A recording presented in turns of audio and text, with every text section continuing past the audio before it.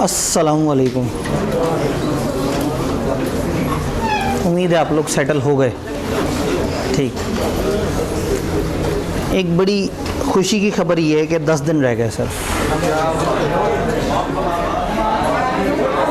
वक्त कब पड़ लगा के उड़ गया पता ही नहीं लगा। आवाज़ नहीं आ रही, आवाज़ नहीं आ रही, आवाज़ आ रही है। तो वक्त पड़ लगा के उड़ गया। 2-3 दिन कब गुजरे, कैसे गुजरे पता ही नहीं लगा। सिर्फ और सिर्फ 10 दिन रह गए, 9 हैं आगे से। तो आज तो आप आ गए। मुश्किलों को जब तोड़ तोड़ के देखते हैं ना तो वो छोटी लगती हैं, और जब इकट्ठे देखते हैं, जब भी ऑडिट की किताब उठा के देखते हैं परेशानी होती है। लेकिन हर दिन के एंड पे जब जाके देखते हैं, अच्छा ये 8-9 सफ़े ही पढ़ने हैं, बस ये 10 सफ़े। लेकिन जो 10-10 सफ़े करके 12 दिन पढ़ जाए वो 125 सफ़े पढ़ लेगा। तो दुनिया में परेशानी तब होती है जब आप परेशानियों को मैग्नीफाई करके देखते हैं। मुझे अभी भी याद है, एक दफ़ा मेरे 2 कोलीग्स बैठे हुए थे और एक ने दूसरे से कहा बहुत ही परेशान, कहते इतनी परेशानी है, मेरी इतनी मुश्किलात है, मुझे समझ नहीं आ रही मैं उन सारी मुश्किलों से कैसे निकलूं। दूसरे ने कहा एक करके। तो इतना मज़े की फीलिंग आई कि वो जाहिर है जब वो बार बार कहे इतनी परेशानी है तो एक एक करके अगर सोचेगा तो वो निकल भी जाएगा। तो एक एग्जाम्पल दी जाती है, आज हमारे पास थोड़ा सा गुंजाइश है। एक एग्जाम्पल दी जाती है कि एक प्रोफेसर ने एक दिन बच्चों के सामने रखा क्लास में, और उसमें आधा पानी भरा। गिलास को उठा के बच्चों से कहा कि हाँ भाई बच्चों, लोगों को लगता है कि ये पानी से आधा भरा हुआ गिलास में उठा सकता हूँ। बच्चों ने कहा सर आप उठा सकते हैं, आपने उठाया हुआ है। उसने कहा अगर मैं ये 5 मिनट तक उठाए रखूँ। तो बच्चों ने कहा सर आपको थोड़ी उलझन होगी कि मैं ऐसा क्यों कर रहा हूँ। उसने कहा अगर मैं 1 घंटे के लिए उठाए रखूँ। मैं कहा जी आपका हाथ सुन हो जाएगा। उसने कहा अगर मैं आधे दिन के लिए उठाए रखूँ।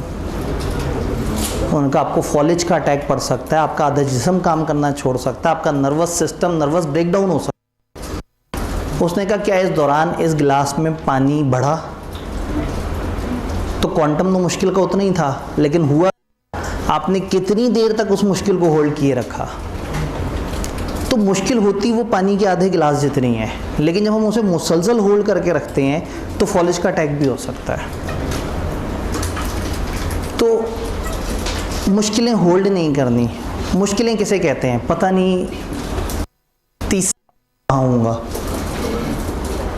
पता नहीं सीए का स्कोप भी बच गया या नहीं बच गया, पता नहीं रोबोट आएगा तो नहीं ले लेंगे, पता नहीं मुझे आर्टिकल्स मिलेंगे या नहीं मिलेंगे। अच्छा ये नहीं सोचना कि पता नहीं मेरा ऑडिट पास होगा या नहीं होगा। इस वक्त का छोटा पानी का गिलास है ऑडिट पास करना। प्रॉब्लम ये है कि आपने आगे के इतने सारे गिलास पकड़े हुए हैं कि ये वाला गिलास आपको कुछ लग ही नहीं रहा, और उन गिलासों को सोचने के चक्कर में ये भी नहीं पिया जा रहा। आज इतना सोचें कि मेरा पेपर कैसे पास होगा। पेपर दें, अगली दफ़ा की क्लासेस या आगे सारी चीज़ों से पहले तसल्ली से सोचें कि अब मेरे साथ क्या हो रहा होगा। लेकिन अगर आज सोचेंगे कि फ्यूचर में क्या होगा तो आज भी ख़राब होगा, और आज चूँकि ख़राब हो जाएगा तो फ्यूचर ख़राब हो जाएगा। तो इसलिए कल को बेहतर करने के चक्कर में आज मत ख़राब करें, आज को बेहतर करके कल खूबसूरत करें।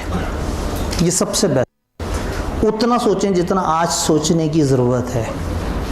एक पीजी का बच्चा अगर सोचे पता नहीं ऑडिट कैसे पास होगा, उसे नहीं पास होगा। अभी वो उस मुश्किल नहीं सकता, उसे पता बड़ी चीज़ है या किस तरह का सब्जेक्ट है, उसके लिए क्या बेस चाहिए। बट जब वो ऑडिट में आएगा तो इंशाअल्लाह उसे ताकत भी दे देगा, वो उस तरह से कर लेगा। कुरान का असूल है किसी बंदे को उसकी इस्तिताअत से ज़्यादा बोझ ही नहीं मिलता। अल्लाह नहीं किसी बंदे को बहुत ज़्यादा परेशान कर। तो अगर आपके ऊपर मुश्किल बहुत ज़्यादा, शायद ही अल्लाह की तरफ से एक आजमाइश है, और शायद अल्लाह ने आपकी इस्तिताअत बढ़ा दी है। शायद आप इस काबिल हैं कि आप एक बड़े लेवल का पेन बर्दाश्त कर सकते हैं, आप एक बड़े लेवल की मुश्किल उठा सकते हैं। तो इसलिए मुश्किलों से बड़े खूबसूरत तरीके से निकला जा सकता है। क्योंकि आज हमारे पास मार्जिन था तो इसलिए हमने थोड़ी सी तकरीर कर ली और ज़रा बच्चे सेटल डाउन भी हो गए। तो कल हमने बेसिक बात की और उस बेसिक बात के बाद फिर आप ड्राफ्टिंग वाली क्लास में गए। अच्छा, ड्राफ्टिंग वाली क्लास में एक डिस्क्लेमर है, सर ने भी दिया होगा। अगर ड्राफ्टिंग करवाते हुए वो आप में से कुछ को कहें कि ज़रा अपना राइटअप मुझे दिखाएं और वो पढ़ के सुनाएं, तो उसका मकसद किसी बच्चे की तजलील करना नहीं है, किसी को पिन पॉइंट करना नहीं है, किसी का मजाक उड़ाना नहीं है। उसका मकसद प्योरली उस बच्चे की और उस बच्चे के तवस्सुल से ज़्यादातर लोगों की इस्लाह है कि वो क्या लिखते, किस तरह से लिखते। तो आप लोगों ने भी कोशिश ये करनी है कि अगर किसी बच्चे के पॉइंट्स हाईलाइट हो रहे हैं तो आपने हंसना नहीं है ताकि उस बच्चे को बुरा ना लगे, वरना क्या होगा, वो डिमोटिवेट होकर अगले दिन क्लास में ही नहीं आएगा। और मैंने एक चीज़ टीम को भी रिक्वेस्ट की हुई है, सबको मैं बार बार भी कहता हूँ कि ऐसे में अगर एक बच्चे से वो उसका राइटअप मांगे तो आप लोगों ने भी राइटअप देते हुए कोशिश करना है कि आप कैमरे के सामने ना आएँ, और हम टीम को भी कहें कि कोशिश करें कि जब बच्चा राइटअप पकड़ा रहा हो टीचर को तो वो कैमरे में ना आए, ताकि उसको पर्सनल तौर पर बुरा ना लगे कि कल को कोई वीडियो देख रहा हो और वो उसके दोस्त मजाक उड़ा रहे होंगे, देखे यार तेरे वाले कागज़ पर तो टीचर ने जो है ना दजी ही उड़ा दी, तो उसने तो जो है ना। तो मकसद सिर्फ और सिर्फ इस्लाह होता है। और लेकिन फिर भी आप अपने तौर पे भी एहतियात कीजिएगा कि ज़रा थोड़ा दूर दूर रह के कैमरे से साइड से ऐसे करके कागज़ पकड़ा दिया। और मेरे ख्याल में अगर एक टीचर इस्लाह के लिए आपको को कमेंट्स कर रहा है तो उस पर शर्मिंदगी की बजाय अच्छा है अगर आपकी इम्प्रूवमेंट हो जाए और थोड़ी सी शर्मिंदगी हो गई और पेपर पास हो गया तो ये ज़्यादा मज़ेदारी वाली बात है। कल सुना एक छोटे से पॉइंट पे एक इख्तलाफ राय आया, गलत चीज़ को गलत चीज़ से कंफ्यूज कर रहे थे आप। हमने कल रूल्स पढ़े थे ऑडिटर कब डिस्क्वालीफाई हो जाता है, तो हमने वो रूल्स पढ़े कि ऑडिटर ने अगर किसी कंपनी या उसके एसोसिएट के कोई से भी शेयर्स खरीद लिए तो ऑडिटर डिस्क्वालीफाई हो जाएगा। वो पॉइंट तो उसी तरह से है। अब आप कंफ्यूज कर रहे हैं उसको एसोसिएटेड कंपनी की डेफिनेशन से। मैंने कल एसोसिएटेड कंपनी की डेफिनेशन तो दी ही नहीं, चूँकि वो ड्राफ्टिंग का मुद्दा था कि वो कंपनी लॉ में आपने जो पढ़ी है तो टीचर ने आपको बताना था देखो ये वो 2-3 निशानियां हैं जिसमें एसोसिएट बन जाते हैं, तो आपने इसको जहन में रखना है। दो कंपनियां आपस में कब एसोसिएट बनती हैं, जब उनमें से कोई एक कंपनी दूसरे के 20% से ज़्यादा वोटिंग पावर वाले शेयर्स खरीद ले। तो कंपनियों के एसोसिएट होने के लिए वोटिंग पावर वाले शेयर्स खरीदने की शर्त है, बट ऑडिटर के डिस्क्वालीफाई होने के लिए वोटिंग पावर वाले शेयर्स की ज़रूरत नहीं है। ऑडिटर के पास कंपनी या उसके एसोसिएट के कोई से भी शेयर हो, एक शेयर हो और भले प्रेफरेंस हो, वो डिस्क्वालीफाई हो जाएगा। लेकिन एसोसिएट बनने के लिए, दो कंपनियों के एसोसिएट बनने के लिए 4 निशानियां होती थी। वो एक दूसरे की होल्डिंग सब्सिडरी हो, और होल्डिंग सब्सिडरी वाली शर्त तो इग्नोर कर दें क्योंकि वो तो वैसे ही फिर होल्डिंग सब्सिडरी पे तो बड़ा वाला मसला आ जाता है ना, वो तो बिल्कुल गोली मार देते हैं उन्हें। या एक ही बड़े ग्रुप के अंदर के कुछ और इदारे हों जिनको वो कॉमन ग्रुप कंट्रोल कर रहा हो। मुदारबा और मुदारबा कंपनी ऐसी कंडीशन है जो मतलब हज़ारों में से कहीं एक आध जगह एप्लीकेबल होगी। और चौथी वो शर्त है जिसमें कुछ कॉमन लोग हों। अगर उन दोनों में डायरेक्टर्स कॉमन हैं या शेयर होल्डर्स कॉमन है, या एक जगह डायरेक्टर, ओनर, पार्टनर या 20% का शेयर होल्डर, दूसरी जगह भी इन 4 में से किसी पोजीशन पे हो, इस वाली शर्त में जो 20% है वो वोटिंग पावर वाले शेयर्स हैं। याद रहेगा। हो सकता है किसी किताब का कोई बहुत पुराना एडिशन अगर आपने देखा हो तो उस वजह से आप शायद कंफ्यूज हो गए हो। सन 2017 में कंपनीज एक्ट आया तो इसने इस वाले रूल को एनी शेयर्स कर दिया। 2017 से पहले यहाँ पे भी वोटिंग पावर लिखा होता था, लेकिन अब एनी शेयर्स लिखा हुआ है ओरिजिनल लॉ के अंदर। तो अब यहाँ पे वोटिंग पावर का मसला नहीं है, ऑडिटर डिस्क्वालीफाई हो जाएगा और उसके पास कोई से भी शेयर हुए एक कंपनी के। लेकिन अगर आपको पेपर में आप सवाल देखते हैं कि एक कंपनी ने दूसरी कंपनी के शेयर्स लिए हुए हैं इतने, या वो इस तरह के हैं या उस तरह के हैं, तो कोई पुराने सवाल का कोई पुराना जवाब जो किसी ने अपडेट ना किया हो उसको देख के शायद आप कंफ्यूज हो सकते हैं। लेकिन अब ये रूल चेंज हो चुका हुआ है, अब एनी शेयर्स से आप डिस्क्वालीफाई हो जाते हैं। डन। और उस सवाल में तो ऑडिटर का मसला नहीं था, एक कंपनी ने दूसरी कंपनी के कितने, या एक बंदे ने उस कंपनी के कितने शेयर्स लिए हुए थे, वो मुद्दा था। और तो नहीं कोई ऐसा पॉइंट था जिस पर परेशानी हो गई।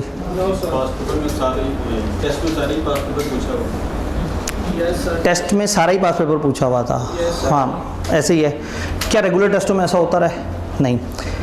इस वक्त हमारी कोशिश क्या है, इस वक्त लोगों ने बड़े कम टाइम में बड़ा ज़्यादा पढ़ना है और फौरी पेपर देना है। इस वक्त अगर आप टेस्ट देने जाएं और इंतहाई पेचीदा से सवाल सामने खड़े हुए हों और वो बहुत ज़्यादा परेशान कर रहे हों, इस वक्त हमारी ये ख्वाहिश है कि लोग पास पेपर भी तो लिख के करें। तो इस टाइम पे इन वाले टेस्टों में हमने, चूँकि ये हर दिन हो रहे होते हैं, तैयारी का मार्जिन भी कम मिला होता है, और इसमें हम 1-1.5 हफ्ते 2 हफ्ते की तैयारी के बाद एक चैप्टर का जो टेस्ट लेने पे हम जो भयानक सवाल पूछते थे, यहाँ पे हम ये नहीं चाहते, क्योंकि इस टाइम पे उस तरह के भयानक सवाल का मतलब है आप कहेंगे जी मेरे से तो होना ही नहीं है। हम आपसे वो पूछें जो इस लेवल का आपने इम्तिहान देना है, और आई कैप का ही सवाल वहाँ पे आना है। मज़ा नहीं आ रहा। देखें, अगर एक देखा हुआ सवाल है तो उसमें इम्पॉर्टेंट ये नहीं है कि आपको समझ आया या नहीं आया, इम्पॉर्टेंट क्या है आपने लिखा कैसा। हम पूरे सेशन याददाश्त के इम्तिहान लेते रहे हैं, अब आखिरी महीना आ रहा है, अब ड्राफ्टिंग का इम्तिहान है, अब बहुत ज़्यादा फोकस है ड्राफ्टिंग पे। उस वक्त 2-2.5-3 हफ्ते बाद जाके एक ड्राफ्टिंग की क्लास होती थी, अब डेली हो रही है ड्राफ्टिंग की क्लास, क्योंकि अब आप आखिरी मरहले में आ गए। उस वक्त हम बार बार बहुत लिखवाते तो आप पढ़ना भी छोड़ देते, उस वक्त याददाश्त कवर करनी थी, और अब चूंकि कम टाइम है तो हमने थोड़ा थोड़ा याददाश्त पे भी काम करना है, थोड़ा थोड़ा सा इस तरह से भी। और अगेन मुअल्लफ़ातुल क़ुलूब वाली बात है, ओए मैंने गलत जगह गलत जुमले बोल दिए। मुअल्लफ़ातुल क़ुलूब कहते हैं जिनके दिल जोड़े गए। ज़कात के मसारिफ़ आपने शायद कभी पढ़े हों, किसी किताब में याद किए हों। नहीं सर, हमने इंग्लिश में पढ़े हुए हैं, तो जो है ना आप अजीब सी बात करें। मुअल्लफ़ातुल क़ुलूब जिनके दिल जोड़े गए, जो नए मुसलमान होते हैं, जो नए नए मुसलमान होकर आते हैं, उनको तहज्जुद के बारे में नहीं बताया जाता, उनको शुरू में फजर के टाइम पे नहीं उठाया जाता, उनको फ़ौरन शुरू में रोज़े नहीं रखवाए जाते, वरना अगर आते साथ ही आप पूरा का पूरा फ्रेमवर्क उन पे फेंक देंगे तो 2 दिन बाद घबरा के भाग जाएंगे। तो ऐसे लोगों को कहते हैं मुअल्लफ़ातुल क़ुलूब, जिनके दिल जोड़े गए हैं। आहिस्ता आहिस्ता आहिस्ता आहिस्ता आप उनको अपनी तरफ लेके आते हैं और आहिस्ता आहिस्ता करके उनको रिक्वायरमेंट फॉलो करने का कहते हैं। तो आप लोग मुअल्लफ़ातुल क़ुलूब। अब आते साथ ही मैं तहज्जुद भी आपको बता दूँ, नमाज़ें भी बता दूँ, नवाफिल भी सारे बता दूँ, और कहूँ ये तो रोज़ा भी बड़ी फजीलत वाला है, तो आपने भाग जाना है। तो इसलिए मुअल्लफ़ातुल क़ुलूब में और पहला टेस्ट था, तो आहिस्ता आहिस्ता आहिस्ता आहिस्ता चीज़ें वो होंगी। तो थोड़ा सा आगे जाएंगे तो थोड़ा सा लेवल टफ़ होगा, लेकिन ज़रूरत से ज़्यादा टफ़ नहीं करेंगे। इस वक्त मकसद कॉन्फिडेंस तोड़ना नहीं है, इस वक्त मकसद ये नहीं है कि एक दफ़ा देखें तो सही को पास करके दिखाए टेस्ट। इस वक्त मकसद ये है कि आपने रीजनेबली एक टेस्ट चैप्टर तैयार किया है, आपने उसके पास पेपर्स को देखा है, तो क्या आप पास पेपर या उस जैसे सवालों को कितना अपीयर कर पाते हैं। तो इस टाइम पे मकसद ये है। हो जाए खतरों से टक्कर। कोड ऑफ एथिक्स चैप्टर छोटा है और हमने इस पे एक पूरा दिन रखा हुआ है। कोड ऑफ एथिक्स, IESBA का कोड ऑफ एथिक्स, कोई तो होगा जो मुझे बताएगा IESBA क्या है। शाबाश, सब लोगों ने मिलके ऐसी आवाज़ बुलंद की कि मुझे ना पता लगे कि किसने गलत बताया, तो बहरहाल आप लोगों ने सही बोल दिया। तो एथिक्स का जो स्टैंडर्ड है उसका जो बोर्ड है वो IESBA है। IESBA ने कोड ऑफ एथिक्स निकाला। कोड ऑफ एथिक्स पहले 2015 वर्जन चलता था, उससे पहले 2008 वर्जन चलता था, फिर 2019 वर्जन चल रहा है। जल्दी से ऑडिट पास कर लें, चूँकि शायद अगली अटैम्प्ट में नया वाला कोड ऑफ एथिक्स नहीं, दूसरे अगली अटैम्प्ट में नया वाला कोड ऑफ एथिक्स आ जाए। उसमें चीज़ें अच्छी खासी डिफरेंट कर दी हैं उन्होंने, तो अभी एक और मोटिवेशन मिल गई है हमें ऑडिट पास करने के लिए। तो इस वक्त हम 2019 का कोड ऑफ एथिक्स पाकिस्तान में फॉलो कर रहे हैं। ये कोड ऑफ एथिक्स मुख्तलिफ एरियाज में डिवाइड हुआ हुआ है। Code of ethics chartered accountants पे और चार्टर्ड अकाउंटेंट्स के अंडर जो टीम्स हैं उनके ऊपर एप्लीकेबल होता है। कोड ऑफ एथिक्स, कोड कहते हैं ज़ाब्ते को, रूल्स को। एथिक्स कैसे कहते हैं? इखलाकियात को। तो कोड ऑफ एथिक्स का उर्दू तर्जुमा हुआ इखलाकी ज़ाब्ता, ज़ाब्ता इखलाकियात। तो code of ethics chartered accountants को बताता है कि आपने एथिकली कैसे बिहेव करना है, और एथिक्स ICAP का फेवरेट एरिया है। द वेरी ओनली टॉपिक जो ICAP ने अपने पूरी एजुकेशन स्कीम में सबसे ज़्यादा दफ़ा शामिल किया है वो एथिक्स है। टैक्स में एथिक्स है, MFA में एथिक्स है, ऑडिट में एथिक्स है, R2 में एथिक्स है, CFEP 1 में एथिक्स है, CFEP 2 में एथिक्स है, CFEP 3 में एथिक्स है, CFEP 5 में एथिक्स है, CFEP 6 में एथिक्स है, MSA 1 में एथिक्स है, MSA 2 में एथिक्स है। 11 दफ़ा वो एथिक्स पढ़ाते हैं। शायद PRC में भी किसी जगह एथिक्स हो। अब मुझे PRC का बहुत ज़्यादा करिकुलम का नहीं पता, I2B के अंदर वो कह रहे हैं एथिक्स। तो 12 दफ़ा एथिक्स, यानी ये वो टॉपिक है जो उन्होंने सबसे ज़्यादा दफ़ा बताया, क्योंकि वो ये चाहते हैं कि जो आने वाली नस्ल है वो समझे कि एथिक्स क्या है, एथिकली साउंड हो और वो एक ऐसा प्रोफेशनल बने कि वो फिर आन बान शान हो पूरे प्रोफेशन के। तो जब हम कोड ऑफ एथिक्स की बात करते हैं तो कोड ऑफ एथिक्स 2 तरह के चार्टर्ड अकाउंटेंट्स पे एप्लीकेबल होता है। कुछ चार्टर्ड अकाउंटेंट्स वो होते हैं जो पब्लिक प्रैक्टिस में होते हैं, कुछ चार्टर्ड अकाउंटेंट वो होते हैं जो जॉब्स कर रहे होते हैं या कमाने के लिए कुछ और कर रहे होते हैं। पब्लिक प्रैक्टिस से मुराद है जो फर्म्स में जाके बैठ जाते हैं, या फर्म के पार्टनर होते हैं, या फर्म में मैनेजर होते हैं, या किसी भी लेवल पे होते हैं, और वहाँ बैठ के उनकी दुनिया होती है उनके क्लाइंट्स, और क्लाइंट्स को दी जाने वाली प्रोफेशनल सर्विस जो अकाउंटिंग, ऑडिट या इस तरह की रिलेटेड सर्विस होती हैं, ये कहलाते हैं चार्टर्ड अकाउंटेंट इन प्रैक्टिस। उसके अलावा जो चार्टर्ड अकाउंटेंट जॉब में चले जाते हैं, इंडस्ट्री में, टीचिंग में चले जाते हैं, अपना काम धंधा शुरू कर लेते हैं, कुछ भी ऐसा करते हैं विच इज़ नॉट वो वाली सर्विसेज जो फर्म वाले दे रहे हैं, तो ये दूसरी कैटेगरी की चार्टर्ड अकाउंटेंट्स कहलाते हैं चार्टर्ड अकाउंटेंट इन बिजनेस। बहुत इंपॉर्टेंट आपके लिए समझना कि आप FR2 में code of ethics chartered accountant in business वाला पढ़ते हैं।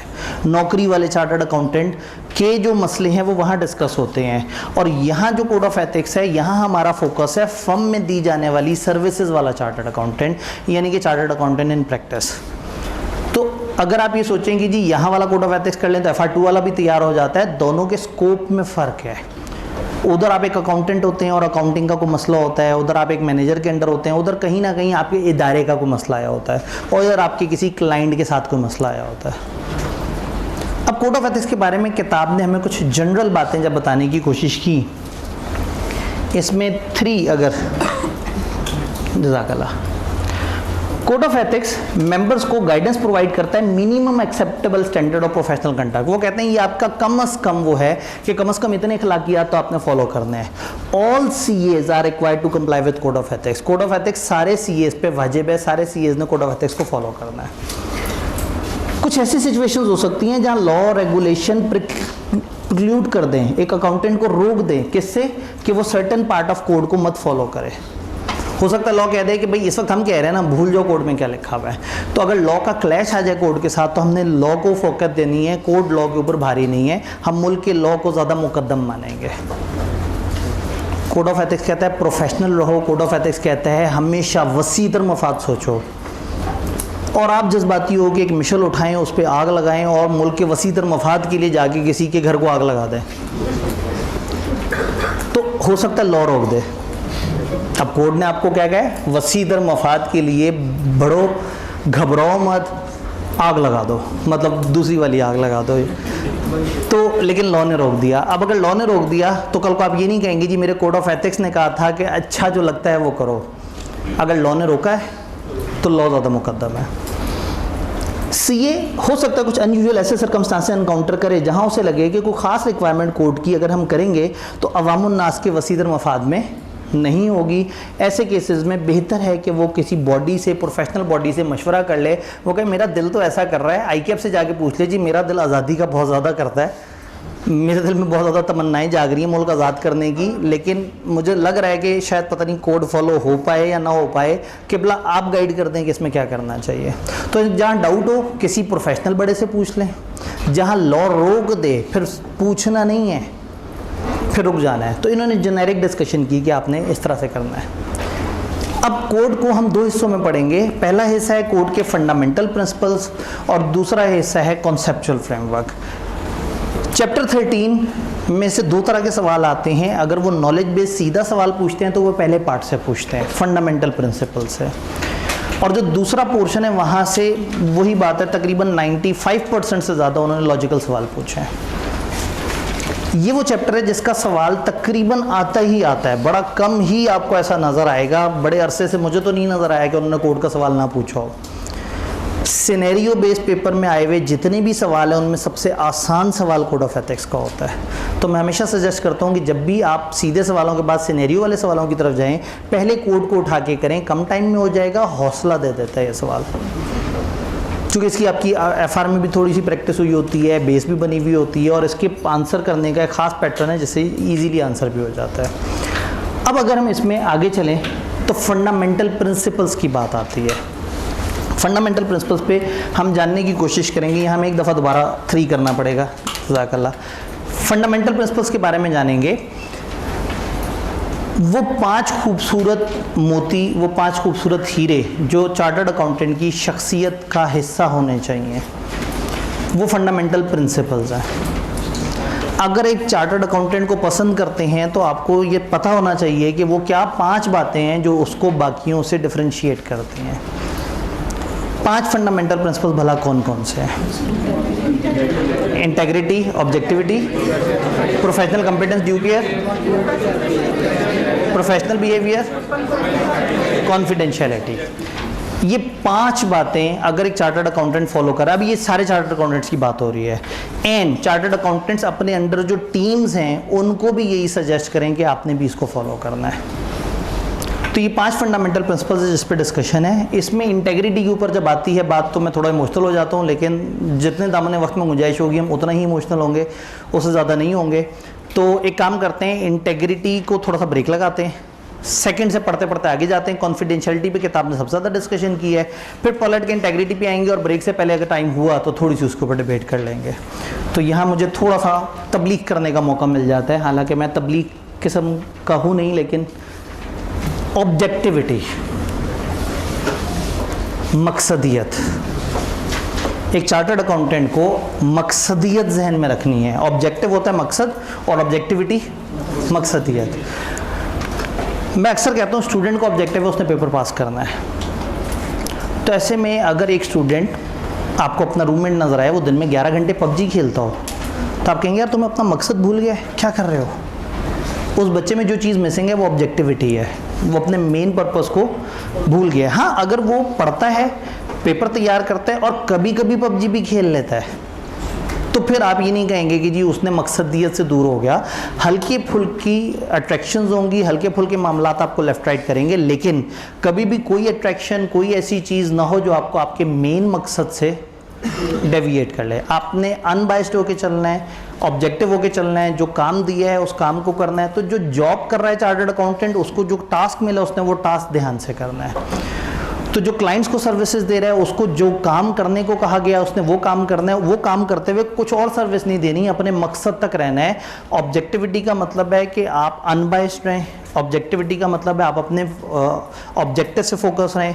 ऑब्जेक्टिविटी का मतलब है कि कहीं कोई अट्रैक्शन, कहीं कोई और चीज़, कहीं किसी किस्म का कोई थ्रेट आपको आपके मेन मकसद से डेविएट ना कर ले। तो ऑब्जेक्टिविटी के ऊपर अगर हम डिस्कशन करते हैं तो थोड़ा धुंधला तो नज़र आएगा, लेकिन not to compromise their professional or business judgment because of bias, conflict of interest और undue influence of other। किसी की undue influence, bias या इस तरह के conflict की वजह से आपने अपना मेन मकसद जो है, अपनी जजमेंट्स को हिलने नहीं देना।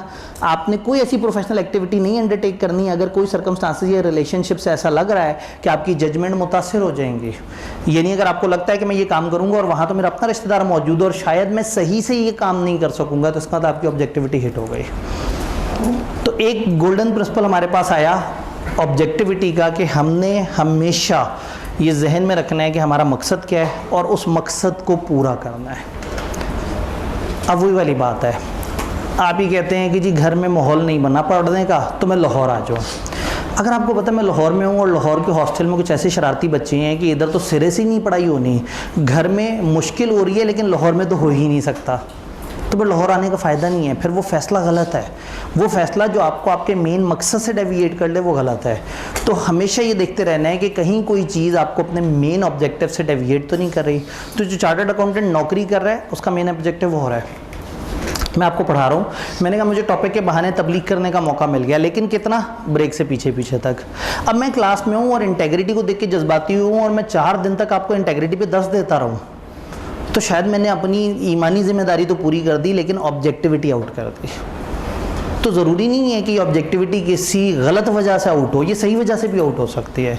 तो ऑब्जेक्टिविटी इज़ समथिंग कि आपको जो मकसद मिला आपने वो करना है, किसी भी और बाइस की वजह से, किसी और इंटरेस्ट की वजह से, किसी और मकसद की वजह से आपने अपना ये मकसद जिसका आपको टास्क मिला है उस मकसद को ख़राब नहीं करने देना। वही वाली बात, थोड़ी बहुत गुंजाइश है, थोड़ा सा पबजी खेला जा सकता है, थोड़ी सी तबलीग की जा सकती है, लेकिन अगर सिर्फ तबलीग करूँगा तो वो गलत हो जाएगा। ऑब्जेक्टिविटी समझ आई।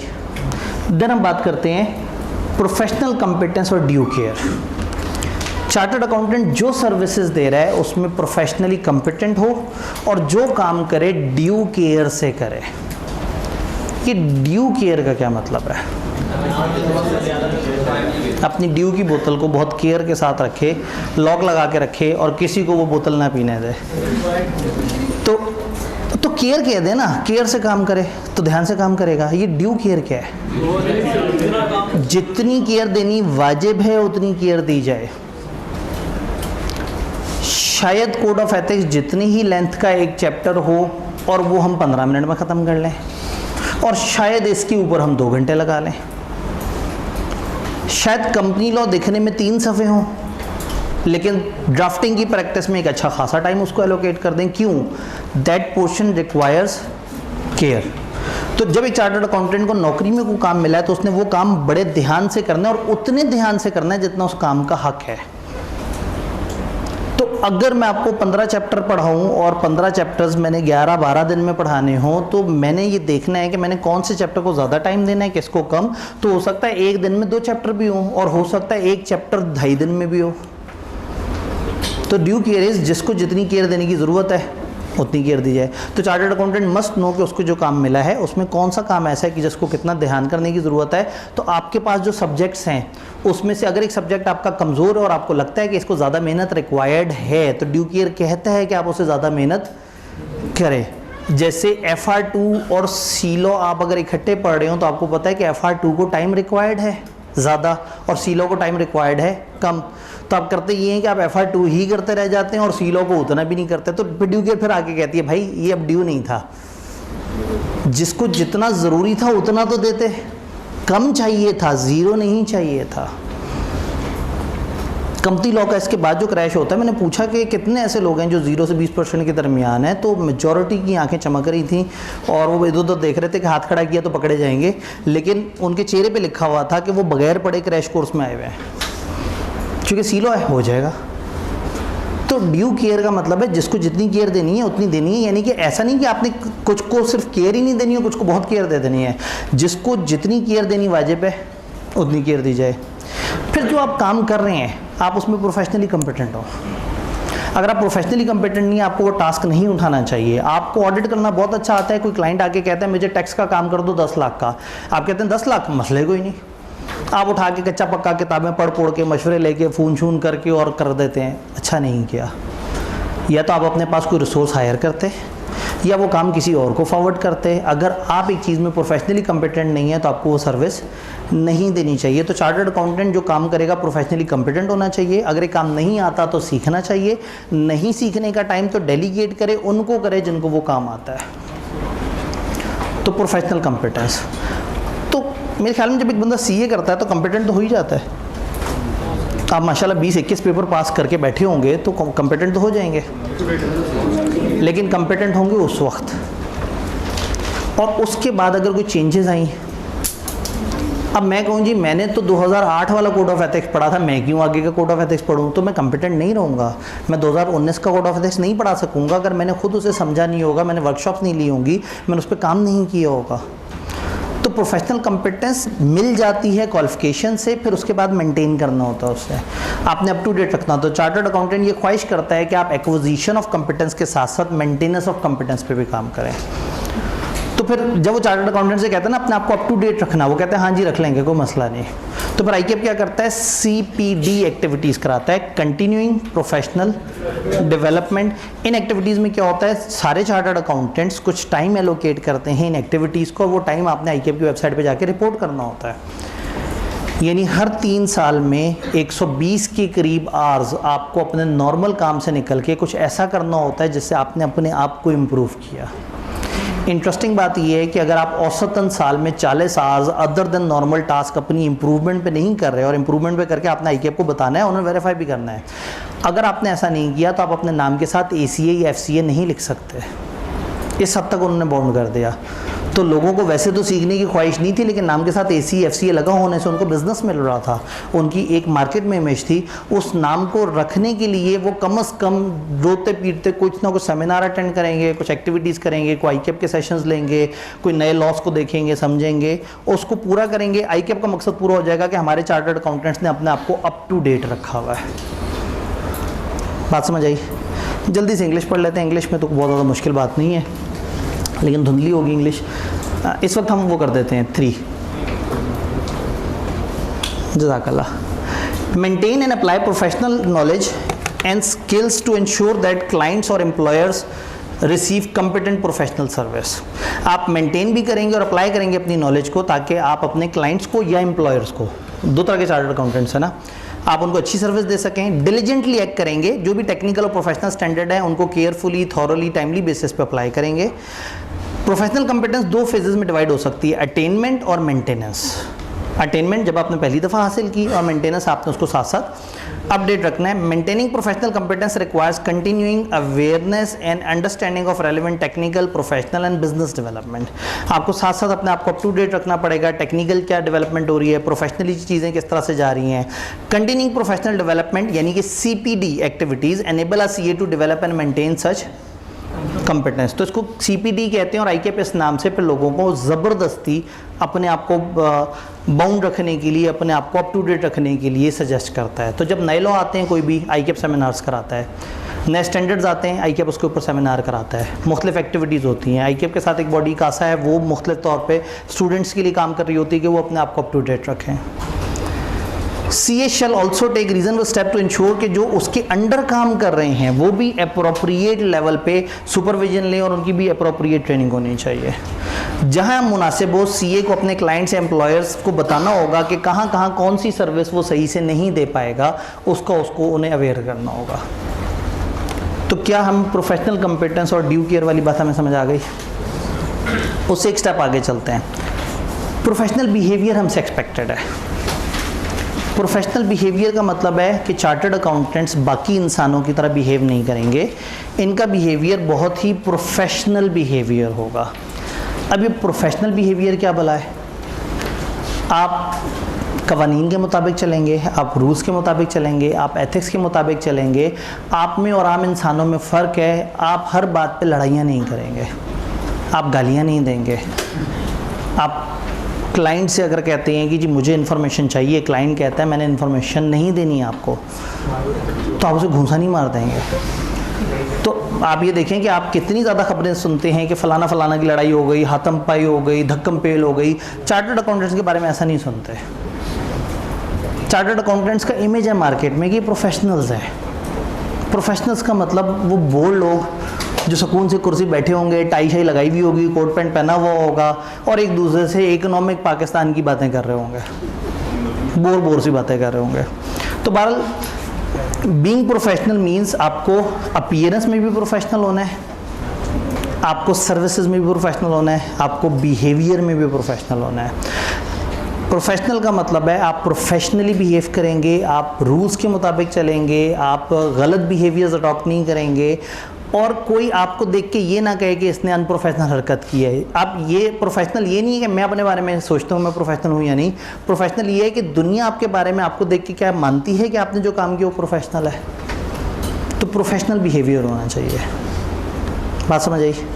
किताब से पूछते हैं। Should comply with relevant laws and regulation and avoid any that may bring discredit to the profession.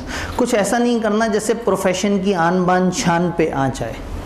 लोग यार आईकेएफ के चार्टर्ड अकाउंटेंट क्या कर रहे हैं, आईकेएफ किस किस्म के चार्टर्ड अकाउंटेंट निकाल रहा है, तो बुरा लगेगा कि आपने कुछ ऐसा किया है जो प्रोफेशन से एक्सपेक्टेड नहीं था, जो आईकेएफ के लोगों से एक्सपेक्टेड नहीं था। इसका मतलब है कि जब आप आईकेएफ को ज्वाइन करते हैं तो आपसे कुछ जिम्मेदारियां अटैच हो जाती हैं। जैसे अगर एक बंदा डॉक्टर बनता है तो कहीं ना कहीं कुछ उसकी ऐसी जिम्मेदारियां होती हैं जो आम इंसानों की नहीं होती। तो इसी तरह से आप अगर चार्टर्ड अकाउंटेंट बन रहे हैं तो फिर आपको वो जिम्मेदारियां अदा करनी है। आप नोइंगली किसी ऐसे बिजनेस ऑक्यूपेशन या एक्टिविटी में नहीं होंगे जो इम्पेयर कर दे आपकी इंटेग्रिटी, ऑब्जेक्टिविटी या प्रोफेशन की गुड रेपुटेशन को, जिसकी वजह से फंडामेंटल प्रिंसिपल्स की खिलाफ वर्जी हो जाए। तो आप हमेशा प्रोफेशनली बिहेव करेंगे, आपकी हरकतें स्टैंडर्ड्स, रूल्स, रेगुलेशंस के मुताबिक होनी चाहिए। डन। तो एक स्टेप आगे गए और बात हुई कॉन्फिडेंशियलिटी की। चार्टर्ड अकाउंटेंट्स को अपनी पोजीशन की वजह से प्रिविलेज हासिल है, उनको प्रिविलेज्ड इंफॉर्मेशन मिलती है बहुत सारी। प्रिविलेज इंफॉर्मेशन का क्या मतलब है? वो कंपनी में बड़ी पोजीशन पे बैठे हुए हैं और अगर वो क्लाइंट्स को ऑडिट कर रहे हैं तो क्लाइंट उनको वो इन्फॉर्मेशन दे रहा है जो मार्केट के पास भी नहीं है। अब क्लाइंट आपको अपने फाइनेंशियल्स दे और आपको नज़र आ रहा है कि 2 महीने बाद जब मार्केट में इसके अकाउंट्स आएंगे तो उसमें लॉस होगा। तो जब उसमें लॉस होगा तो लोग उसके शेयर बेचना शुरू कर देंगे, उसकी शेयर की प्राइस गिर जाएगी। तो आज स्टॉक मार्केट में बैठे किसी बंदे से कह दे कि भाई इस वक्त शेयर बेच दो इस कंपनी के, 3 महीने बाद उठा लेना, उतनी शेयर वापस उठा लेना, तो आज महंगे में बिकेंगे, कल सस्ते में ख़रीदे जाएंगे। उसने जुल्म किया, अपने पास मौजूद वो प्रीमियम इंफॉर्मेशन जो आम जनता के पास नहीं थी उसका मिसयूज़ किया है। तो एक चार्टर्ड अकाउंटेंट जो नौकरी कर रहा है उसके पास बहुत ज़्यादा सेंसिटिव इन्फॉर्मेशन है। तो बहुत सारी ऐसी इन्फॉर्मेशन होती है जो आपकी पोजीशन में होती है और आपको नहीं चाहिए कि वो आप ऑडियंस को दें। समटाइम आप अपने ज़ाती फ़ायदे के लिए वो इन्फॉर्मेशन लीक कर देते हैं और उससे उस इदारे को नुकसान हो जाता है जिसकी इन्फॉर्मेशन आपने लीक की। अब एक चार्टर्ड अकाउंटेंट एक बैंक का ऑडिट करने के बाद दूसरे बैंक के ऑडिट करने गया है और कई दफ़ा तो बड़ी मज़ेदार सिचुएशन होती है कि फॉर एग्ज़ाम्पल यहाँ लाहौर में बदामी बाग में 2 अलग अलग बैंक की ब्रांचेस थी और हमें कराची वालों ने कहा था कि जी आपने यहाँ जाके इनका ऑडिट करना है हमारे बिहाफ पे। तो 2 ब्रांचें 2 अलग अलग बैंक की, लेकिन एरिया एक ही। जब एरिया एक तो क्लाइंट्स भी तकरीबन सेम थे। बदामी बाग का एरिया था, वहीं भी 4-5 मशहूर नाम जो उस वाली ब्रांच के पास अकाउंट खुले थे वही 4-5 मशहूर नाम दूसरे। अब एक जगह जब ऑडिट करके दूसरी जगह पहुँचे तो वो बार बार ये कोशिश करते थे कि हमें बताएं ये वाली पार्टी को वो बैंक क्या रेट दे रहा है, ये वाली पार्टी की एलसी हमें नहीं मिली, उन्हें क्यों मिल गई, उन्होंने ऐसा क्या दिया इन्हें उसके बदले, क्या रेट ऑफर किया, क्या बेनिफिट दिया, किस बंदे को कितना खिलाया, मतलब हमें ये बता दें। तो ऐसे में चार्टर्ड अकाउंटेंट्स अगर ये इन्फॉर्मेशन देगा तो उसने अपने एक क्लाइंट के साथ जुल्म कर दिया, उसकी बिजनेस सीक्रेट किसी दूसरे को दे दिया। तो कॉन्फिडेंशियलिटी का प्रिंसिपल आपको बहुत ज़्यादा एहतियात करने का कहता है। आपने खुद भी एहतियात करनी है, अपने जूनियर्स को भी एहतियात करने का कहना है, फॉर्मल एनवायरनमेंट में भी एहतियात करनी है और सोशल एनवायरनमेंट में भी एहतियात करनी है। चलो आप वैसे तो हर वक्त एहतियात करते हैं, अब रात 11-12 बजे बैठे हुए हैं और जनाब बोतल पी रहे हैं और पराठे के साथ जो है चिकन पीस खा रहे हैं और 4 दोस्त बैठे हुए हैं और कहें यार तेरा भाई आज जहाँ ऑडिट करने गया ना तुझे बताता है वहाँ जो ये माहौल नज़र आया ना। अब इस तरह के इनफॉर्मल एनवायरनमेंट में ज़्यादा अपने आप को रोक रहे हैं, क्योंकि इनफॉर्मल एनवायरनमेंट में बंदा भूल जाता है, अपने रोल से बाहर निकल आता है और कुछ ऐसी बात बता देता है जो उसे नहीं बतानी चाहिए। अब क्या हम उस इन्फॉर्मेशन को यूज़ ही नहीं कर सकते? कर सकते हैं। अगर मैंने ये ऑडिट में एक चीज़ सीखी है तो मैं उसको दूसरे ऑडिट में इस्तेमाल कर सकता हूँ, बट क्लाइंट दूसरों को मैं नहीं बताऊँगा मैं क्या इन्फॉर्मेशन इस्तेमाल कर रहा हूँ। एक जगह मैंने बैड डेट्स की प्रोविजन के ऊपर वर्किंग करते हुए एक एक्सेल की शीट बनाई है, ओके मैं इस शीट को दोबारा यूज़ कर लूँ कहीं और, लेकिन किसी भी जगह अपने किसी कमर्शियल फ़ायदे के लिए किसी को डिस्क्लोज़ कर दें वो इन्फॉर्मेशन, तो ये मुनासिब नहीं है। किताब से पूछते हैं इसको, इसलिए हम डीपली पढ़ रहे हैं कि इसमें से नॉलेज बेस सीधा सा रटाया सवाल टाइप का भी आ जाता है sometime. CA should respect the confidentiality of information acquired as a result of professional business relation. Professional या बिजनेस रिलेशन की वजह से आपको जो इन्फॉर्मेशन मिली है उसकी कॉन्फिडेंशियलिटी का एहतराम करना आपके ऊपर वाजिब है। Be alert to the possibility of inadvertent disclosure, ख्याल रखना है गलती से डिस्क्लोजर ना हो जाए, including in a social environment. खासतौर पे जब आप क्लोज बिजनेस एसोसिएट या इमीडिएट या क्लोज फैमिली मेंबर के साथ बैठे हैं तो फिर तो बहुत ही मुश्किल हो जाएगा मेंटेन। और अगर आपने कह दिया अरे तुम एक बात बतानी, फिर याद है नहीं सर ने कोड ऑफ एथिक्स में कहा था कि नहीं इमीडिएट फैमिली मेंबर को भी नहीं बताना, आपने कहा नहीं अब नहीं बतानी, अब अगले ने पूछना है, अब गए आपने अपने भाई को कहा या अपनी बहन को कहा कि मैं तुम्हें एक इन्फॉर्मेशन बताऊं, फिर कहा नहीं रहने दो। अब ये जब रहने दो कह दिया है, अब बहुत शदीद मुश्किल हो जाना उस इन्फॉर्मेशन को बचा के रखना। तो अपने close family immediate family member में बहुत एहतियात करनी है।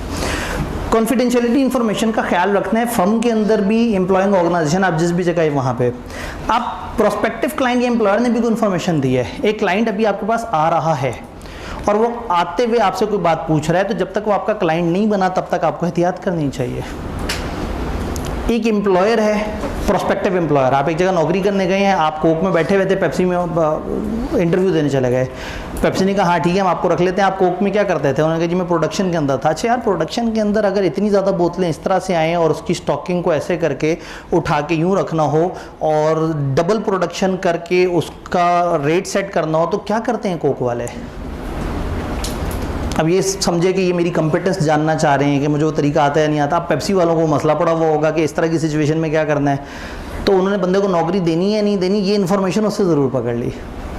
तो आपने प्रोस्पेक्टस कहते हैं मुमकिन क्लाइंट या एम्प्लॉयर के सामने भी एहतियात करनी है।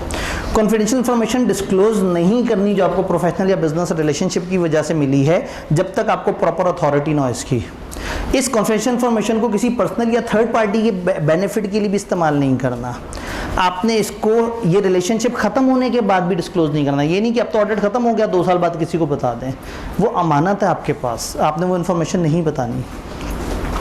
Take reasonable steps to ensure that professional जो personal under CA control and individual, आप उनको भी कहें भाईजान आपने भी ख्याल रखना है, अपने अंडर बंदों को भी समझाना है। ये बात समझ आई? अब कॉन्फिडेंशियलिटी का यूनिट थोड़ा सा बड़ा है, इसमें वो बताते हैं कि सम केसेस में आप कॉन्फिडेंशियलिटी को तोड़ सकते हैं। 3 एक्सेप्शंस हैं, 3 ऐसी सिचुएशन है जहां कोड आपको इजाज़त देता है कि आप भूल जाएं कॉन्फिडेंशियलिटी के प्रिंसिपल को। अगर फ़र्ज़ करें आपने क्लाइंट या एम्प्लॉयर से इसकी इजाज़त ले ली है और लॉ ने भी आपको इजाज़त दी हुई है, लॉ ने मना नहीं किया हुआ, और क्लाइंट या एम्प्लॉयर से आपने इजाज़त ले ली है कि आप ये मुझे इजाज़त देते हैं। फॉर एग्जांपल आपका दोस्त है, वो एक बिज़नेस शुरू कर रहा है और आप जैसे को ऑडिट कर रहे हैं, उनका एक कोई ख़ास सिस्टम है, वो कह रहे हैं यार मुझे बता दो, मैंने इस तरह का छोटा सा सिस्टम अपने लिए भी बनाना है। क्लाइंट से जाके पूछें, अगर क्लाइंट के दोस्त शायद गवर्नेंस आपको जिम्मेदारी से इजाज़त दे देते हैं तो ठीक है, आप इन्फॉर्मेशन डिस्क्लोज कर दें, कोई मसले की बात नहीं है। तो अगर वो बहुत ज़रूरी हो कॉन्फिडेंशियल इन्फॉर्मेशन बताना, तो उनकी इजाज़त ले लें, अगर वो इजाज़त दे दें तो यस, फिर आपके पास इजाज़त है। दूसरा, अगर लॉ ने आपको पाबंद किया है, लॉ कहता है जी फलाना टैक्स का नोटिस है, उस टैक्स के नोटिस के बारे में हमें यही इन्फॉर्मेशन चाहिए और आपने ताज़ा ऑडिट किया हो, तो आप इनकार नहीं कर सकेंगे। तो अगर लॉ आपसे मांग ले, अगर आप क्लाइंट से खुद ही से परमिशन ले लें, या आपकी प्रोफेशनल ड्यूटी या राइट हो डिस्क्लोज करने का, लॉ ने मना नहीं किया लेकिन आपकी प्रोफेशनल ड्यूटी है। आईके वाले आए, उन्होंने कहा जी हमने आपको चेक करना है कि आप ऑडिट सही करते हैं या नहीं करते, ज़रा फलाना कंपनी के ऑडिट के डॉक्यूमेंट्स तो दिखाओ। आपने कहा नहीं, आपको क्यों दिखाऊँ मैं, तो कॉन्फिडेंशियल इन्फॉर्मेशन है। अभी मेरी प्रोफेशनल ड्यूटी है कि आईके अगर मेरे से मांगे तो मैं उनको इन्फॉर्मेशन दिखा सकता हूँ। किसी चार्टर्ड अकाउंटेंट के ऊपर लीगल केस चल रहा है और उसको बचाने के लिए, या वो उसने प्रोफेशनली सही किया और अब आईके मुझे कहता है देखो वो बंदा बिला वजह फंस रहा है और तुम्हारे पास इन्फॉर्मेशन है और वो प्रोफेशन के रूल्स को फॉलो करते हुए बच रहा है, तुम अगर उसे बचाने के लिए कोशिश करो तो हम तुम्हारे शुक्रगुजार हैं। तो अगर आपको प्रोफेशन कह दे, एक एक्सेप्शन, अगर आपको लॉ कह दे, दूसरी एक्सेप्शन, और अगर आप खुद ही से क्लाइंट से पूछ के कर दें वॉलंटरी डिस्क्लोजर, तो 3 तरह के केसेस हैं जहाँ आप डिस्क्लोज कर सकते हैं। अब इसमें जो याद रखने वाली बात है, जहाँ से रट्टे वाला सवाल आ सकता है, वो ये और इसके फ़ौरन बाद वाली बात है। यहाँ एक भाई कुछ कहना चाहते हैं। डिस्क्लोज कर सकते हैं, ज़रूरी नहीं कि वो कर दे डिस्क्लोज, तो आईकेप ने कहा है तो हम मना कर सकते हैं जी। अब अगेन, अगर आईकेप ने कहा है तो हो सकता है हम आईकेप को कोई और रास्ता बता दें जिससे वो इन्फॉर्मेशन मिल सकती है, लेकिन अगर मजबूरी बन गई है तो हम इनकार नहीं करेंगे। लेकिन हमेशा अगर अल्टरनेट मौजूद हो तो हम अल्टरनेट की तरफ जाएँ। अब कॉन्फिडेंशियलिटी डिस्क्लोज करने की इजाज़त मिल गई इन 3 में से किसी एक जगह, तो भी जी कौन सा सेकेंड लास्ट ये वाला, to protect professional interest of a CA in legal proceeding. मैंने कहा एक सीए पे लीगल केस चल रहा है और लीगल केस में वो साबित कर रहा है कि मैंने जो किया वो प्रोफेशनली ठीक था, उसने जो डॉक्यूमेंट्स साबित किए दिखाए उसके मुताबिक सही था, और हम करंट ऑडिटर हैं और हमें आईके ने कहा देखो आप इस वक्त मौजूद हो, पिछला ऑडिटर इस वजह से अदालत में एक केस भुगत रहा है, आप ज़रा इस वक्त बता दो कि क्या इस वक्त भी वो मामला ऐसे ही है। तो हम गए और हमने उस सीए भाई को बचाने के लिए, जो कि आईकेप के इमेज को ख़राब हो सकता था और आईकेप के रूल्स के अंदर रहते हुए उसने सही किया था, तो हम उस भाई को बचाने के लिए एविडेंस लेके पहुंच गए आईकेप बहादुर के कहने पे। क्लियर जी। अगर हम आईकेप को डिस्क्लोज कर दें सबसे अच्छी बात है। असल में कोड ऑफ एथिक्स हमेशा चार्टर्ड अकाउंटेंट्स को एक बरादरी की तरह मानता है और ये बरादरी एक दूसरे को सपोर्ट करती है। ये एक दूसरे के साथ चलते हैं, मुश्किल वक्त में साथ खड़े हुए होते हैं और कोशिश करते हैं कि प्रोफेशन के वसीतर मफाद के लिए जो करें बेस्ट इंटरेस्ट में करें। डन। मिल गई इजाज़त कॉन्फिडेंशियलिटी की, कर दें डिस्क्लोज, लेकिन कुछ एहतियातें हैं। अगर इजाज़त मिल गई तो इसका ये मतलब नहीं कि फेसबुक पे पोस्ट डाल दे रहे हैं।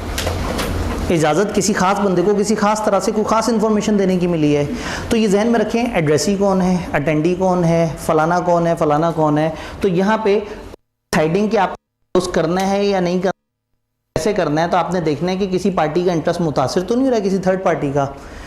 हमें तो डिस्क्लोज करने की इजाज़त मिल गई, लेकिन उस डिस्क्लोजर से किसी और को नुकसान तो नहीं हो गया। क्लाइंट ने कह दिया हमारा फलाना पार्टी से जो एग्रीमेंट है भले कर दें डिस्क्लोज। अब क्लाइंट ने तो इजाज़त दे दी, लेकिन जो फलाना पार्टी से एग्रीमेंट हुआ है उसको भी तो नुकसान हो सकता है। तो आपको इजाज़त मिलने के बाद भी आपने ध्यान रखना है कि कहीं इससे किसी और का थर्ड पार्टी का इंटरेस्ट तो नहीं मुतासर होगा। ये ऐसे ही है जैसे कॉलेज के पास आपका डाटा पड़ा हो और कॉलेज के कोऑर्डिनेशन डिपार्टमेंट को किसी बाहर वाले बंदे ने कहा हो जी आप हमें बच्चों का डाटा दें, हम लोगों ने इनको मैसेज करने हैं ताहिर टैंक सर्विस की तरफ से कि अगर आपके घर में पानी की टंकी ख़राब हो तो हम उसे आगे ठीक कर दें। तो अब वो इन्फॉर्मेशन डिस्क्लोज करना सही नहीं है। पता लगे वो कॉलेज से इजाज़त ले ले कि सर जी ये बच्चों को मैसेज तो आते हैं, ये मैसेज भी आ जाए तो क्या है।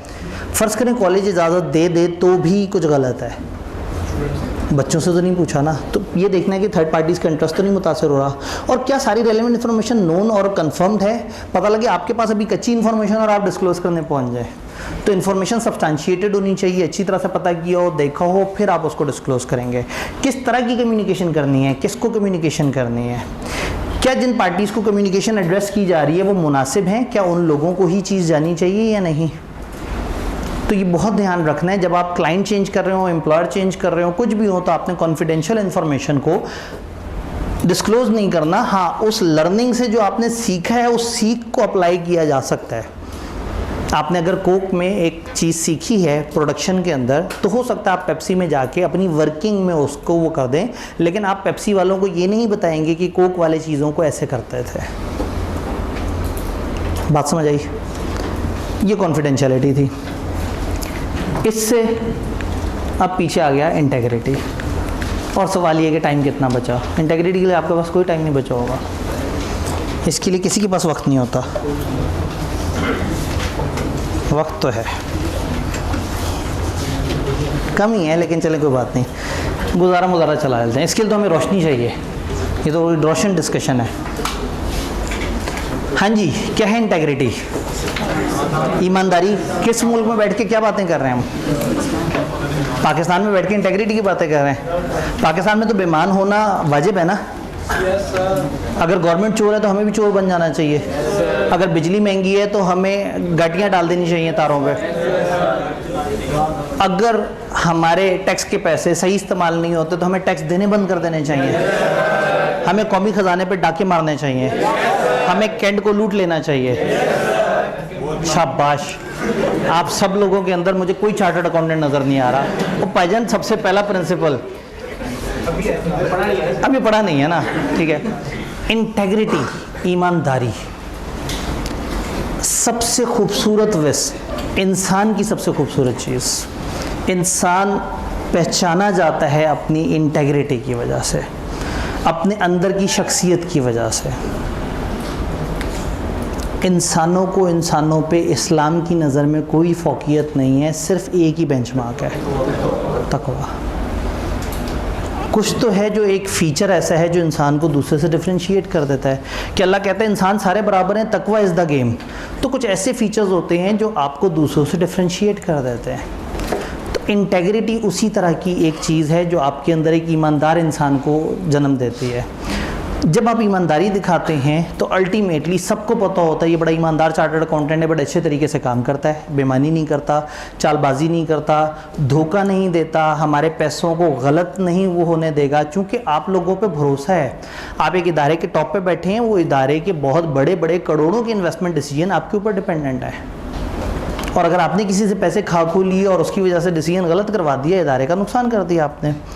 और अगर आप एक क्लाइंट को सर्व कर रहे हैं तो क्लाइंट को जब आप सर्व कर रहे हो, क्लाइंट की एक ऑडिट ओपिनियन दे रहे हैं, तो ऑडिट ओपिनियन पे हज़ारों लाखों लोगों ने आपकी ओपिनियन पढ़नी है और इन्वेस्टमेंट करनी है।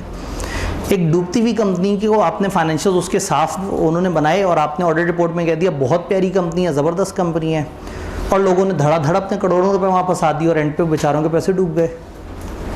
उन सब ने आप पे भरोसा किया था। अगर आप पे भरोसा नहीं करना था तो ऑडिट की ज़रूरत ही नहीं थी। ऑडिट हुआ ही क्यों था? आप जाएं, तहकीक करें कि इदारा सही है या नहीं। तो इंटेग्रिटी बड़ी ज़रूरी है, क्योंकि ये सिर्फ आपकी ज़ात नहीं है, आप बहुत सारे लोगों का कपड़ा कर देंगे जब आप झूठ बोलेंगे। सवाल ये कि हम झूठ क्यों बोलेंगे? जवाब ये कि हमें नोटू मिलेंगे, और जब पैसे मिलते हैं तो इंसान कुछ भी कर लेता है। क्या पैसे मिलने पे कुछ भी कर लेंगे? कुछ भी, एनीथिंग।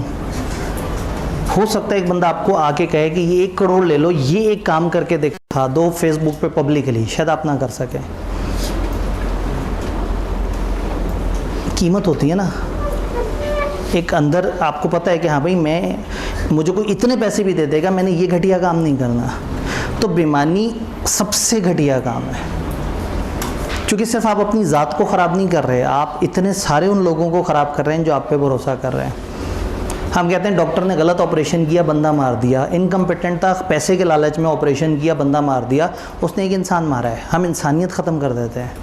हमारे गलत ओपिनियन का मतलब है 40,000 लोगों ने गलत इन्वेस्टमेंट कर ली, 40,000 घरानों की इन्वेस्टमेंट डूब गई, 40,000 लोगों का फाइनेंशियल मर्डर कर दिया।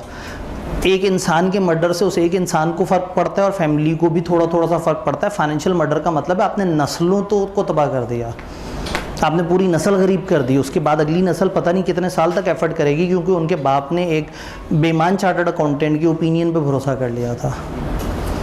तो हाथ लरस जाने चाहिए ऐसा साइन करते हुए जब हम कोई बेईमान चीज़ साइन कर रहे हो। और क्यों साइन कर रहे हैं? पैसे के लिए।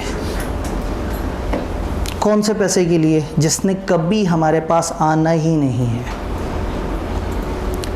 आप अभी स्टूडेंट हैं, आप अपने जहन में बड़ा लग्जरियस लाइफस्टाइल सोचते होंगे कि ठीक है ये पैसे होंगे तो जो है ना मैं बटन दबाऊंगा, दरवाज़ा ऐसे करके खुल जाया करेगा, मैं कमरे में जाऊंगा तो बेड उड़ता हुआ आएगा और मेरे सामने बिछेगा, मैं उसके ऊपर लेट जाऊंगा तो टीवी कहीं से छलांगे मारता हुआ आ रहा होगा। फैंटेसीज अपनी जगह होती हैं, लेकिन अगर आपके पास महीने के 3 लाख रुपए हों और 3 लाख का 3 लाख आप अपने ऊपर फुल फ्लैश स्पेंड कर दें तो दिस इज़ मैक्सिमम अय्याशी है। क्योंकि पैसे ज़्यादा होने से आप पानी ज़्यादा नहीं पी सकते, आप तीनों टाइम बोतल नहीं पी सकते, आप 2 किलो मुर्गा एक सिटिंग में नहीं खा सकते, आप 4 बिस्तरों पे एक साथ नहीं सो सकते, आप हर दिन दूसरे मुल्क में नहीं गुजार सकते, आपकी जिस्मानी बाउंड्रीज़ हैं, आप एक वक्त में 3 अलग अलग मुल्कों का दौरा नहीं कर सकते। एक लिमिट की अय्याशी कर सकते ना, अय्याशी की भी लिमिट है, खाने की भी लिमिट है, स्पेंडिंग की भी लिमिट है। तो एक बंदा अगर महीने के 3 लाख रुपए लगा दे अपने ऊपर, तो उससे ऊपर अगर हों भी तो वो अपने ऊपर कभी भी नहीं लगाता, वो दीवारों पे लगाता है, वो मकानों पे लगाता है, वो प्लॉटों पे लगाता है, वो दूसरे मुल्कों में पैसे रखवा देता है, वो बैंकों में पैसे रखवा देता है, वो बॉन्ड खरीद के रख लेता है। उसकी ज़ात पे जो लगा वो 3 लाख है। तो अगर आपने करप्शन करके 20 करोड़ भी कमा लिया तो आपने ज़्यादा से ज़्यादा महाना 3 लाख ही इस्तेमाल करना है, बाकी पैसा तो अकाउंटों में पड़ा हुआ होगा, और आधे तो अकाउंट आपने किसी को बताए भी नहीं होंगे, और आपके मरने के बाद आपके बच्चों को भी नहीं पता होगा, क्योंकि आपने इतना छुपाया हुआ होगा। और आपको कौन सा पता था इस डेट पे मैं मरने वाला हूँ, तो एक दिन पहले बता दूंगा। मौत भी कंट्रोल नहीं होती इतने पैसे से, एक सांस भी नहीं खरीद सकते। तो उस पैसे ने सिर्फ जलालत दी। वो पैसा लेने के बाद आप अपने आप को बहुत अपग्रेड तो कर ही नहीं सके। तो अगर आप 5 लाख कमा रहे थे बाय द वे, और इस तरीके से आप 25 लाख कमा सकते थे महाना, तो भी ऊपर के पैसे ने आपके ऊपर तो खर्च हुआ ही नहीं कभी। हाँ, दुनिया को ज़रूर पता लग गया घटिया आदमी है, दुनिया को ज़रूर पता लग गया पैसे खाता है, चोर है, रिश्वतखोर है। क्या फ़ायदा कि आप कहेंगे जी मैंने इतना कमाया और उसके बाद आप जहाँ निकलें लोग चोर चोर की आवाज़ें लगाएं।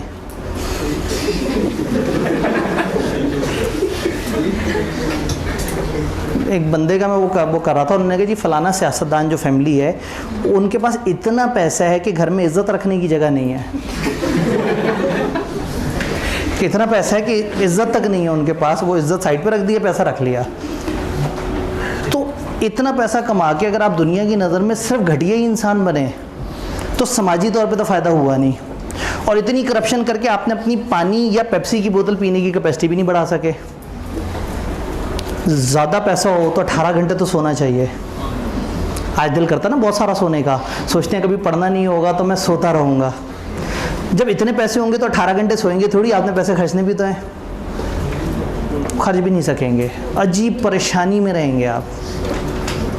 कितना सफ़र कर लेंगे गाड़ी पे, कितना पेट्रोल उड़ा लेंगे, बहुत होता है 3 लाख रुपया। तो 3 लाख रुपए में आप पाकिस्तान में आज भी इंतहाई लेविश लाइफस्टाइल के साथ रह सकते हैं। इससे ऊपर का पैसा आप तक कभी भी नहीं पहुंचने वाला। वो लगेगा सिक्योरिटी गार्ड्स के ऊपर, वो लगेगा तिजोरियों पे, वो लगेगा बैंकों पे। तो वो पैसा जो आप तक पहुंचा ही नहीं, उसके लिए बेईमानी की। वो ज़लालत जो आप तक यकीनी पहुंच गई, उसके लिए बेईमानी की। तो चार्टर्ड अकाउंटेंट्स के बारे में बड़ा कॉमन सा जुमला है कि एक क्लाइंट दूसरे क्लाइंट से कहता है कि यार वो ये वाला काम तुम फलाना चार्टर्ड अकाउंटेंट से क्यों नहीं कराते।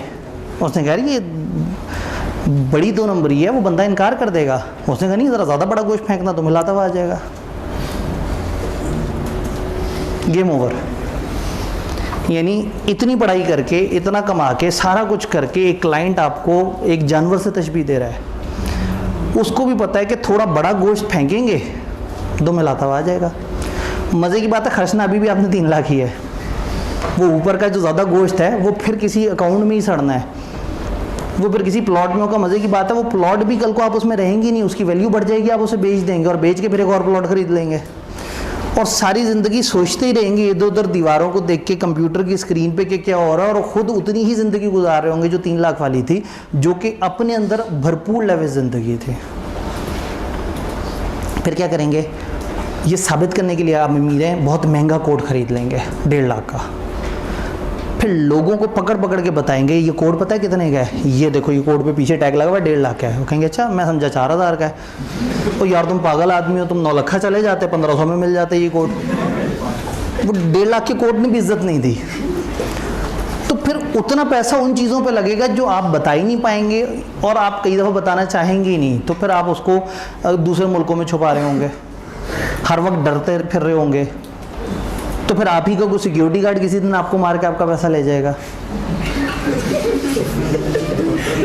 ज़िंदगी सबसे कीमती चीज़ क्या है? ज़िंदगी नहीं मिली पैसे से, इज़्ज़त नहीं मिली पैसे से, शोहरत थोड़े से अरसे के लिए लोग आपके सामने आके कहेंगे यार आप तो बड़े अच्छे हाजी आदमी हैं, और पीछे से कहेंगे यार बंदा इतना सूद कमा के भी जो है ना हाजी ना बने। तो शोहरत भी नहीं मिली।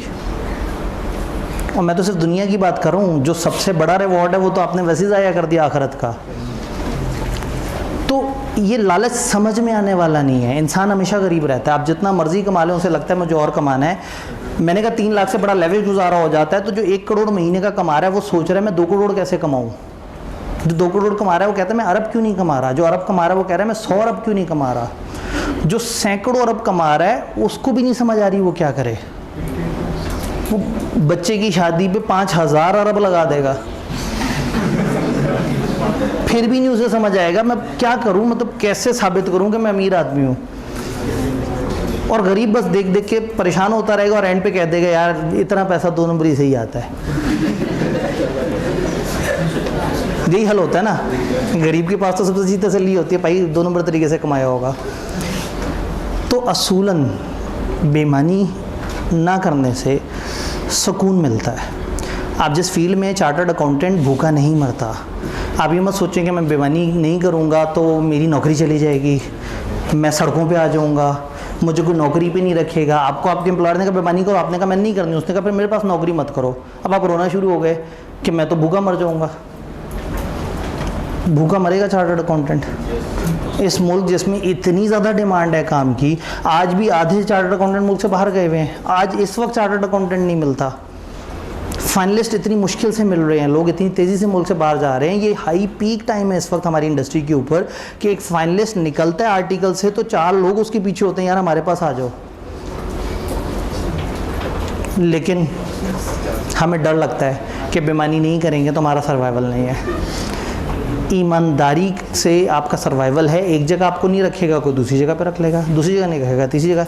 अच्छा, जब सारे ही बेईमानी कर रहे होंगे, जब 90% फर्म्स 2 नंबर काम कर रही होंगी, तो कुछ क्लाइंट जिन्होंने वाकई 1 नंबर काम कराना होगा वो किन के पास आएंगे? 1 नंबर फर्म्स के पास। आप उस नीश में कमाना शुरू कर देंगे, वो आपकी एक अलग सेगमेंट बन जाएगा। तो सबको पता होगा यार ये ईमानदार आदमी, इसको ज़्यादा पैसे दे देते हैं, इससे काम करवाएंगे। तो समटाइम ईमानदार फर्म बेईमान फर्म से 10 गुना कमा रही होती है, क्योंकि बेईमानी तो सब बेच रहे हैं, ईमानदारी कोई बेच रहा है। तो ईमानदारी एक विस्प बन जाती है। समटाइम आप एक इदारे में जाते हैं तो सबको पता होता है कि ईमानदार आदमी, आप ऐसे तेज़ी से ग्रो करते करते ऊपर जाते हैं। जब सेठ को पता लग जाता है ना ऊपर वाले कि नीचे वाला बंदा ईमानदार है, तो ईमानदार बंदों का वैसे ही कहत है इस वक्त, तो ईमानदार बंदा ऑटोमेटिकली ब्रांडेड हो जाता है, वो जिस फील्ड में जाता है ब्रांडेड हो जाता है। तो पैसे वाला मसला भी ईमानदारी से ही रिजॉल्व होता है, दिल का सुकून भी ईमानदारी से मिलता है, फिर नींद भी बड़ी अच्छी आएगी। और वही बात है कि नींद का पैसे से ताल्लुक़ नहीं है। मैं करोड़पति अरबपति सेठों को पूरी रात तड़पते देखा है, नींद की गोलियां खाते देखा है, नींद नहीं आती, आंखें लाल हुई हुई होती हैं। और मैंने एक स्टूडेंट को अपने बस्ते पे सर रख के, अपनी अकाउंटिंग की किताब पे सर रख के सोते भी देखा है। जो दिल से मुतमईन होता है ना, वो हल्का सा पंखा चला के शदीद गर्मी में अपनी अकाउंटिंग की किताब पे सर रख के भी सो जाता है। मैं मजदूर कहने लगा था, फिर मैंने कहा कि जो है ना, शायद अकाउंटिंग का स्टूडेंट उससे भी ज़रा ज़्यादा मासूम आदमी है, तो इसका जिक्र कर देते हैं। मजदूर हमसे अच्छा है, उसमें इत्मीनान है। भाई ने कहा मजदूर हमसे अच्छा है, यकीनन अच्छा है, वो बेयकीनी में नहीं है, उसको अगले टाइम का खाना मिले ना मिले, लेकिन बहरहाल उसको अल्लाह पे भरोसा है। आप बहुत प्रीमियम जगह पे बैठे हुए हैं और हर वक्त डरते रहते हैं कि मुझे नौकरी नहीं मिलनी, मुझे आर्टिकल्स नहीं मिलने, मेरे साथ पता नहीं क्या हो जाएगा, तो यकीन माने अब आप सही कह रहे हैं, मजदूर हमसे अच्छा है, क्योंकि इंसानों में फजीलत तकवा की बेस पे है। तो फिर बेहतर ये है कि हम अंदर के इंसान को बेहतर कर लें। अंदर के इंसान को बेहतर कर लें, आप कमाएंगे भी ज़्यादा, आप मुअज़्ज़ज़ भी रहेंगे, आप आखिरत में भी सुरखरू रहेंगे। तो इंटेग्रिटी एक ऐसा प्रिंसिपल है कि जब ये बताएं, आप कहें यार क्या बात करते हो, मैं मुसलमान हूँ, मुझे क्या बता रहे हो, पागल हो गए हो, ये तो मेरी ज़ात का हिस्सा है। चलो तुम बता रहे हो तो मैं सुन लेता हूँ, लेकिन बच्चों वाली बात कर रहा हूँ, ये तो बिल्ट इन है ना, ये तो मैं बहैसियत मुसलमान, मेरा फ़र्ज़ है कि मैं ईमानदारी दिखाऊँगा। इतनी प्रीमियम चीज़ है। तो ऐसा खौफ कि मुझे नौकरी नहीं मिलेगी, वो चार्टर्ड अकाउंटेंट को नहीं है। ऐसा लालच कि मैं बेईमानी करूँगा तो पता नहीं क्या कर लूँगा, नहीं कर सकते कुछ। किसी को ज़िंदगी का भरोसा नहीं है। एक बेईमानी की 25 करोड़ आया, अगले दिन मर गया, ये सोचते हुए कि ये 25 करोड़ खर्चूँगा कैसे। किसी को कोई टाइमलाइन का नहीं पता, और मरने के बाद जो होनी है वो तो अलग जलालत है, और वो एक अनलिमिटेड जलालत है। तो मैं चूँकि रिलीजियस स्कॉलर नहीं हूँ, तो मैं मरने के बाद वाली चीज़ों को तो मैं आपको बता के इमोशनल नहीं कर रहा, मैं तो दुनियावी जलालत की बात कर रहा हूँ। कमर्शियल सेंस में भी बेईमानी गलत बात है, रिलीजियस सेंस तो बाद में आती है। आप चार्ट सीए में इसलिए नहीं आते कि आप दीनदार बन जाएंगे, आप इसलिए आते हैं कि मैं अच्छा कमा लूँगा। तो मैं आपको बता रहा हूँ कि बेईमान आदमी कमा भी नहीं पाता, और जो उससे बेईमानी करवाता है उसे पता होता है कि ये मेरे साथ भी चालबाजी करेगा। तो अक्सर ज़रूरत से ज़्यादा बेईमान आदमी को भी काम नहीं मिलता, क्योंकि बेईमानी भी तो कई दफ़ा ईमानदारी से करनी पड़ती है। तो इसलिए इंटेग्रिटी बड़ी ज़रूरी चीज़ है। किताब ने हल्की सी बात कर दी है इस पे लाइट अगर वो कर दें हम, ये 3 स्ट्रेट फॉरवर्ड, ऑनेस्ट और प्रोफेशनल हो आप अपने बिजनेस रिलेशनशिप में। इंटेग्रिटी, फेयर डीलिंग और ट्रुथफुलनेस को भी कहते हैं। आपने ऐसी रिपोर्ट, रिटर्न्स, कम्युनिकेशन या अदर इन्फॉर्मेशन के साथ नहीं होना जो आपको लगता है कि जिसमें मटीरियली फॉल्स इन्फॉर्मेशन है, ये मिस स्टेटमेंट है। ऐसी स्टेटमेंट जो कि बेध्यानी से जमा कराई गई है उनका साथ नहीं देना, जो मिसलीड कर रहे हैं उनका साथ नहीं देना। जब सीए को पता लग जाए कि वो कुछ ऐसी गलत इन्फॉर्मेशन के साथ एसोसिएटेड है, या उसे पता लग जाए कि मैं जिन लोगों के साथ हूँ वो ईमानदार नहीं है, उसे फ़ौरन से क्या करना चाहिए, डिसएसोसिएट हो जाए। और ऐसे में अगर वो एक रिपोर्ट दे देता है, मॉडिफाइड रिपोर्ट दे देता है, यानी कि फ़र्ज़ करें वो कुछ गड़बड़ हो और वो बता देता है कि उसमें ये गड़बड़ है, तो इसका मतलब उसने कोड को फॉलो किया है। यानी अगर बेईमानी उसके सामने आई, वो एसोसिएट हो गया था, लेकिन जैसे ही उसे पता लगा उसने उसके खिलाफ रिपोर्ट दे दी, तो हम कहेंगे कि अब उसने अपने आप को बचा लिया। तो इसमें ब्रेक पे जाते जाते एक छोटा सा कॉन्सेप्ट, ये जो आपके फंडामेंटल प्रिंसिपल्स हैं, इनमें कई दफ़ा क्लैश आ जाता है। इसको हम कहते हैं एथिकल कन्फ्लिक्ट। आप इंटेग्रिटी बचाने जाते हैं, कॉन्फिडेंशियलिटी आउट हो जाती है। आप इंतहाई ईमानदारी में क्लाइंट की टैक्स चोरी बताने जाते हैं, तो कहीं ना कहीं बगैर लॉ के मांगे आपने उन्हें बताना शुरू कर दिया, कॉन्फिडेंशियलिटी आउट हो गई। आप प्रोफेशनलिज्म बचाने जाते हैं तो ऑब्जेक्टिविटी आउट हो जाती है। तो सम टाइम इनमें क्लैश आ जाता है, कन्फ्लिक्ट आ जाता है। तो स्टैंडर्ड या कोड ऑफ एथिक्स हमें कहते हैं कि आपने अपनी प्रोफेशनल बॉडी से पूछना है, आपने बड़ों से एडवाइस लेनी है, आपने प्रोफेशनल जजमेंट इस्तेमाल करनी है, सिचुएशन को देखना है, वो काम करने के कॉन्सिक्वेंसेस क्या हैं जो आप सोच रहे हैं, और वो काम ना करने के क्या कॉन्सिक्वेंसेस हैं, उनको मुय्यर करना है, और वो करना है जिसमें कम से कम नुकसान हो। आपने उस ऑप्शन की तरफ जाना है। इस कॉन्सेप्ट को MFA में थोड़ा सा ज़्यादा डिटेल से समझाते हैं 1-2 मॉडल्स के थ्रू, लेकिन यहाँ कोड ऑफ एथिक्स ने बस हल्का सा उसका आइडिया दिया। तो आइडियली आपने बड़ों से पूछना है और अपनी प्रोफेशनल जजमेंट इस्तेमाल करनी है कि मैं कैसे अपने आप को इस मुश्किल सिचुएशन से निकालूँ। यहाँ हम अपनी वो वाली सिंबॉलिक ब्रेक करते हैं जो 10 मिनट वाली होती है। 3:43 हो रहे हैं, तो 3:53 पे दोबारा मिलते हैं। ये घड़ी अभी भी पीछे है।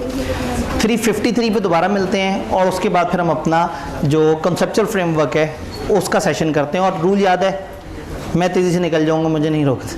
ठीक, हाँ जी, अस्सलाम वालेकुम वंस अगेन। थोड़ी सी इंटेग्रिटी जागी। हाँ नहीं सर, ये बड़े अरसे से हमने जो है ना वो बेईमानी पाली है अपने अंदर। आपने CA करने की सारी अट्रैक्शन ही ख़त्म कर दी। CA करते, ज़्यादा कमाते, 2 नंबर कमाते, बहुत ज़्यादा 2 नंबर कमाते और फिर मर जाते। एक भाई हैरान होके कह रहे हैं कि सर ये 3 लाख पर डे है या पर मंथ है?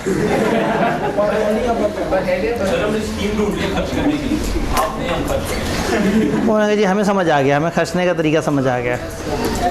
पैसे बढ़ाने का पता है क्या तरीका होता है? खर्चे, जितना खर्चते हैं उतना बढ़ता है। जोड़ने से नहीं बढ़ता, स्प्रेड करने से बढ़ता है। खैर, इसके लिए थोड़ा सा जो है ना ज़रा यकीन चाहिए। एक जुमला है कि सिर्फ पैसा ही सब कुछ नहीं होता, लेकिन ये डायलॉग मारने के लिए भी जेब में पैसा होना चाहिए। तो जिसके पास नहीं हो वो तो डायलॉग मार ले, लेकिन जो पैसा कमा चुका हो उसके बाद वो कहे तो उसका मतलब है वो उससे पैसे से ऊपर लेवल की गेम समझ आ गई है। तो वो जो जिस पे आप हैरान हो रहे हैं कि जी अगर वही वाली बात है कि एक बंदा अगर जब दीवारों पे पैसा लगा चुका है तो इसका मतलब है वो घर में रह रहा है, तो वो किराए शराए से तो फारिग हो गया। बिजली का बिल कितना को बड़ा आ जाएगा उसका। जो इतना खुदगर्ज इंसान है ना वो फैमिली के साथ नहीं रह रहा होगा, या फैमिली उसे साथ रख नहीं रही होगी, वो अकेला रह रहा होगा या उसके साथ 2-3 फैमिली मेम्बर्स होंगे। तो खाने पे कितना खर्च कर लेगा? 3-4 दिन लगातार बाहर से खाएगा ना, बीमार होना शुरू हो जाएगा। उसे समझ आ जाएगी ज़रूरत से ज़्यादा बाहर का खाना भी सही नहीं है, फिर घर के खानों भी आ जाएगा। सर हम तो डेली खाते हैं, मसले कोई नहीं। स्टूडेंट का मैदा ही और तरह का होता है, वो तो सारे ये लक्कड़ हज़म, पत्थर हज़म, हर तरह की फजूल चीज़ें खा खा के वो तो यूज़ टू हो चुका होता है। तो जब आप बड़े होंगे तो मैदा भी तो कमज़ोर हो जाएगा ना आहिस्ता आहिस्ता।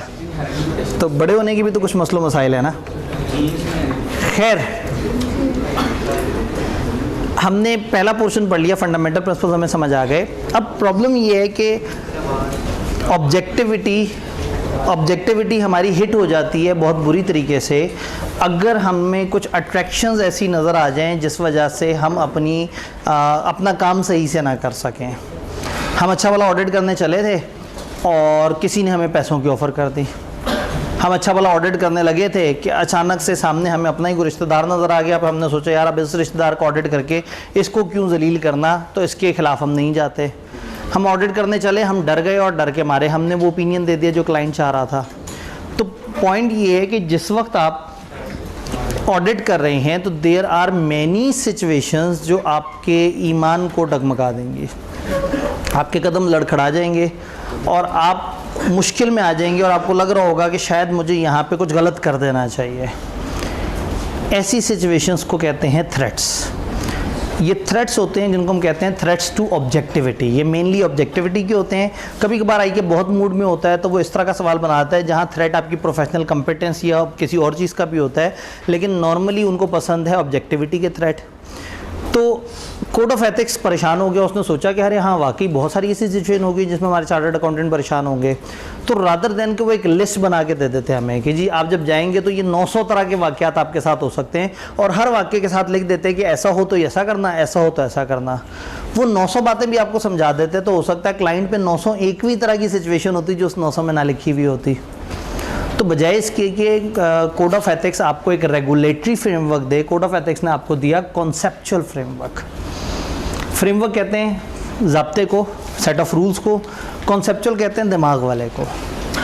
तो कॉन्सेप्चुअल फ्रेमवर्क का मतलब है कि एक ऐसा सेट ऑफ रूल्स जिसमें दिमाग इस्तेमाल हो रहा है, आप कॉन्सेप्चुअली चीज़ों को लेके चल रहे हैं, आप अपने माइंड को यूज़ कर रहे हैं। तो रादर देन कि वो आपको 900 सिचुएशंस और उनका सोल्यूशन बताते, उन्होंने आपको कुछ एग्जांपल्स दी और एक क्राइटेरिया, एक फ्रेमवर्क बता दिया कि जब भी आप किसी भी जगह पे किसी भी ऐसी सिचुएशन में आए तो पहले आइडेंटिफाई करें कौन सा थ्रेट है जो आपको परेशान कर रहा है, फिर उस थ्रेट को एवेल्यूएट करें कि वो थ्रेट कितना भारी है, फिर उस थ्रेट के सॉल्यूशन की तरफ आएँ। यानी कॉन्सेप्चुअल फ्रेमवर्क ने कहा, इसने बजाय इसके कि आपको 900 सिचुएशंस बताएं, आपको 5 तरह के थ्रेट्स बता दी गई। ये 5 तरह की मैक्सिमम कैटेगरी की सिचुएशंस हैं जो आपके सामने आ सकती हैं। फिर आपने देखना है कि वो सिचुएशन आपको कितना परेशान कर रही है, और फिर देखना है अगर वो ज़्यादा परेशान कर रही है तो आपने तीसरे स्टेप पे आ जाना है। इसकी टिपिकली एग्जांपल ये है कि फॉर एग्जांपल हमें अचानक से पता लगा कि हमारी जो ऑडिट टीम है, उस ऑडिट टीम में हमारा एक टीम मेंबर है जिसका रिश्तेदार क्लाइंट में मौजूद है। अब ये थ्रेट है, नज़र आ गया एक ऐसा थ्रेट है कि अगर एक हमारे टीम मेंबर का रिश्तेदार वहाँ मौजूद होगा तो कहीं ना कहीं वो इन्फ्लुएंस तो हो जाएगा। अब हमने इस थ्रेट को मैयर करना, ये भारी कितना है। तो पता ये लगा कि जो हमारा टीम मेंबर है वो टीम का सबसे जूनियर आदमी है, प्रोबेशनर है, अभी उसने 4 दिन पहले फर्म ज्वाइन की है। उसका जो ताल्लुक है वो बंदा उसका दूर का कज़न है। तीसरा, जिस बंदे से क्लाइंट में उसका ताल्लुक है वो बंदा HR डिपार्टमेंट के अंदर जो है ऑफिस बॉय है।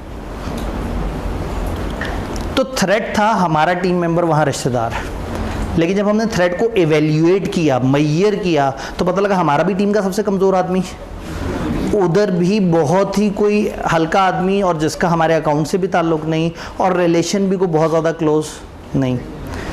अगर इसी तरह की सिचुएशन में किसी और क्लाइंट में हमें पता लगा होता है कि जो हमारा टीम का जो मैनेजर है, जो टीम को हेड कर रहा है, उसका ताल्लुक़ है, क्या ताल्लुक़ है, उसका सगा भाई है क्लाइंट में, क्या करता है, चीफ मैनेजर अकाउंट्स है। तो अकाउंट्स का तकरीबन टॉप पे बैठा हुआ शख्स हमारे टीम के टॉप पे बैठे हुए शख्स का सगा भाई। अब थ्रेट बहुत ज़्यादा भारी हो गया। तो इसका मतलब है पहला स्टेप तो है थ्रेट समझो, फिर समझो वो कितना वजनी है। लकीली कैफ लेवल पे आई कि अपने मुश्किल से 2-3 दफ़ा ही पूछा है थ्रेट्स की इवेल्यूएशन। वो नॉर्मली कहते हैं थ्रेट बताओ और कहते हैं इसका सेफगार्ड बता दो। तो कॉन्सेप्चुअल फ्रेमवर्क ये कहता है कि पहले आइडेंटिफाई करो कि थ्रेट क्या है, फिर देखो वो कितना वजनी है, और फिर आहिस्ता आहिस्ता उसके सेफगार्ड की तरफ आओ। जब आप थ्रेट और इन सारी चीज़ों को देख रहे हैं तो आपने प्रोफेशनल जजमेंट भी एक्सरसाइज करनी है। आपने जो भी नई इन्फॉर्मेशन और फैक्ट्स एंड सर्कमस्टांसेस आपके सामने आते हैं उसको भी देखना है, and reasonable inform third party test भी लगाना है। Reasonable inform third party test ये है कि अपनी नज़र नहीं, किसी और की नज़र से, हो सकता है आप वही मैनेजर अकाउंट्स हैं और आपका भाई वहाँ मौजूद है और आप कहें मैं बहुत ईमानदार हूँ, मैं अपने भाई की परवाह नहीं करूँगा, ये तो आप मानते हैं ना। एक थर्ड पर्सन जो इन्फॉर्म्ड है वो इस सिचुएशन को देख के क्या सोच रहा है, अगर उसे लग रहा है कि ये ख़तरनाक सिचुएशन है तो फिर ये है ख़तरनाक सिचुएशन। तो थ्रेट की आइडेंटिफिकेशन करते हुए अपने पर्सपेक्टिव नहीं, एक थर्ड पर्सन के पर्सपेक्टिव से, वो थर्ड पर्सन जो इन्फॉर्म भी हो, जिसको पता हो सारी उसका, तो आपने खुद से नहीं पूछना कि थ्रेट है, आपने टीम मेंबर से पूछना है ये सिचुएशन है, तुम लोगों को क्या लग रहा है थ्रेट है। अगर वो कहें थ्रेट है और सिग्निफिकेंट है तो फिर उसके ऊपर सेफगार्ड अप्लाई करने पड़ेंगे। तो कॉन्सेप्चुअल फ्रेमवर्क ने हमें एक नज़रियाती तरीका बता दिया है कि आप थ्रेट्स को कैसे ढूंढें और फिर उन थ्रेट्स के ऊपर आप लोगों ने क्या क्या प्रोसीजर्स लगाने हैं। जब हम थ्रेट्स की बात करते हैं तो थ्रेट्स की डिफरेंट कैटेगरीज़ हैं। यहाँ पे हमें 3 ऑफ करना पड़ेगा। जज़ाकल्लाह। 5 तरह के मशहूर ज़माना थ्रेट हैं: self interest, self review, advocacy, familiarity और इंटिमिडेशन। अगर मैं बिल्कुल पिन पॉइंट करके थोड़ी थोड़ी सी इनकी बात करूं तो सेल्फ इंटरेस्ट का मतलब है वो तमाम सिचुएशन जहां आपका फाइनेंशियल या फाइनेंशियल जैसा कोई इंटरेस्ट हो, ज़ाती मफाद, कमर्शियल मफाद, बेनिफिट, कोई पैसे या कोई फ़ायदा आपकी तरफ फ्लो कर रहा है, सेल्फ इंटरेस्ट। क्लाइंट में अगर कोई ऐसी सिचुएशन हो, एक एक करके इनकी एग्जांपल्स भी देखते हैं। सेल्फ रिव्यू, जिसमें आपके सामने कोई ऐसा काम आ जाता है जो आप ही ने किया होता है। जब आपका किया हुआ काम आपके सामने आता है तो उसमें एक थ्रेट ये होता है कि शायद आप अपने किए हुए काम को सही से रिव्यू ना करें।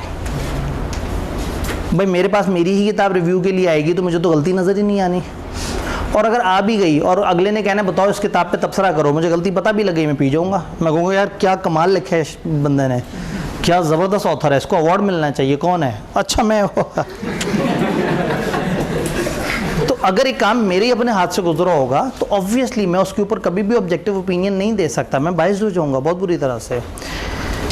एडवोकेसी, इसके एग्जांपल्स भी अभी देखते हैं। एडवोकेसी में क्या होता है कि आप क्लाइंट को इस हद तक प्रमोट करते हैं कि आप उनके इंटरेस्ट के साथ जा मिलते हैं, यानी आप क्लाइंट के बारे में पब्लिकली कहते हैं कि ये अच्छे लोग हैं, आप उनका साथ देते हैं, किसी अदालत में आप उनका साथ दे देते हैं, कहीं आप पब्लिकली उनके प्रोस्पेक्टस या इस तरह की किसी प्रोसेस में साथ शामिल हो जाते हैं और कहते हैं आओ इन्वेस्ट करो, बड़ी ज़बरदस्त कंपनी है।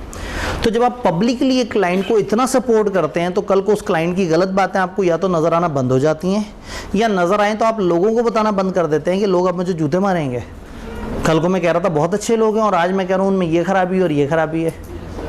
तो एडवोकेसी थ्रेट हो जाता है कि जब आप किसी का साथ देते हैं पब्लिकली, जैसे एक स्टूडेंट के लिए बड़ा मुश्किल है, वो पब्लिकली अगर साथ दे रहा है किसी सियासी पार्टी का और उसकी आंखों के सामने वो सियासी पार्टी कुछ गलत कर रही है, तो बजाय इसके कि वो कहे कि ये गलत है, वो खामखौह से जस्टिफाई करना शुरू कर देता है।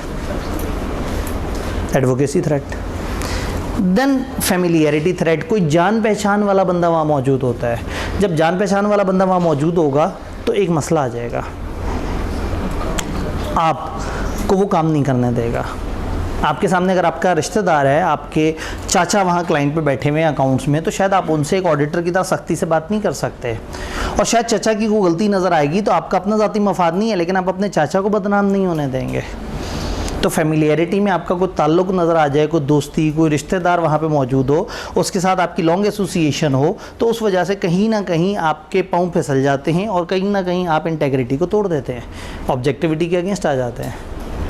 एंड फाइनली इंटिमिडेशन, कोई धमकी आपको मिल गई है, कोई डर है, कोई खौफ है कि अगर हम ये ऐसा नहीं करेंगे तो जान जा सकती है, नुकसान हो सकता है, हमारे ऊपर लीगल केस हो सकता है, हमें कमर्शियल नुकसान हो सकता है, हमारे साथ ये जुल्म हो सकता है, वो जुल्म हो सकता है। तो देर आर सिचुएशन, आप सिचुएशन देखेंगे, सिचुएशन की बेस पे देखेंगे इनमें से कौन सा थ्रेट एप्लीकेबल है।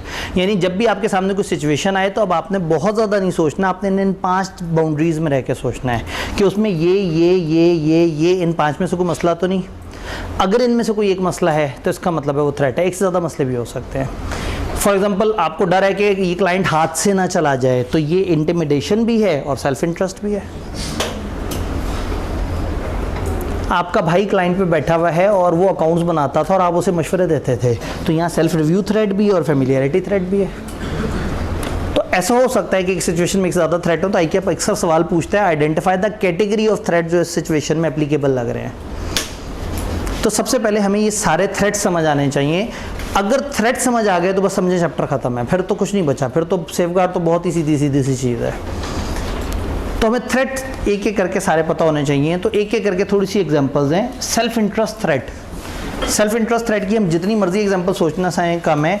कहीं पे भी आपका किसी भी किस्म का कोई फाइनेंशियल इंटरेस्ट, आपने शेयर्स खरीदे हुए हैं, कोई इन्वेस्टमेंट आपकी क्लाइंट में, अब हो सकता है आप कहते हैं सर शेयर खरीदने से हम डिस्क्वालीफाई हो जाएंगे। कौन डिस्क्वालीफाई होगा? पार्टनर। हम इस वक्त पूरी टीम की बात कर रहे हैं। तो हो सकता है टीम के मैनेजर ने शेयर्स खरीदे हुए हों, ट्रेनी ने शेयर खरीदे हुए हैं। ट्रेनी के शेयर खरीदने से फर्म डिस्क्वालीफाई नहीं होगी, पार्टनर के शेयर खरीदने से फर्म। तो हमारे टीम मेंबर में भी अगर कोई मसला है तो ये थ्रेट है। अगर उसने शेयर्स खरीदे हुए हैं तो मसला क्या है? क्लाइंट कहता है कि हम इस दफ़ा प्रॉफिट दिखाना चाहते हैं 300 मिलियन का, और आपको नज़र आ रहा है कि ये तो 10 मिलियन का लॉस है। एंट्रियाँ डालेंगे तो 10 मिलियन का लॉस होगा, 10 मिलियन का लॉस होगा तो डिविडेंड नहीं मिलेगा, और अगर 300 मिलियन दिखा दिया तो डिविडेंड भी मिल जाएगा। तो 5 लाख डिविडेंड मिल सकता है उस टीम मेंबर को जो थोड़ी सी बस बेईमानी करके लॉस को प्रॉफिट दिखा दे। तो ज़ाती इंटरेस्ट आ गया। आपकी अनड्यू डिपेंडेंस है उस क्लाइंट की फ़ी। अगर एक क्लाइंट की फ़ीस से आपको 60-70% रेवेन्यू आ रहा है तो आप हमेशा कोशिश करेंगे उस क्लाइंट की हर गलत सही बात को मानने की जिसके ऊपर आप डिपेंडेंट हुए हुए हैं।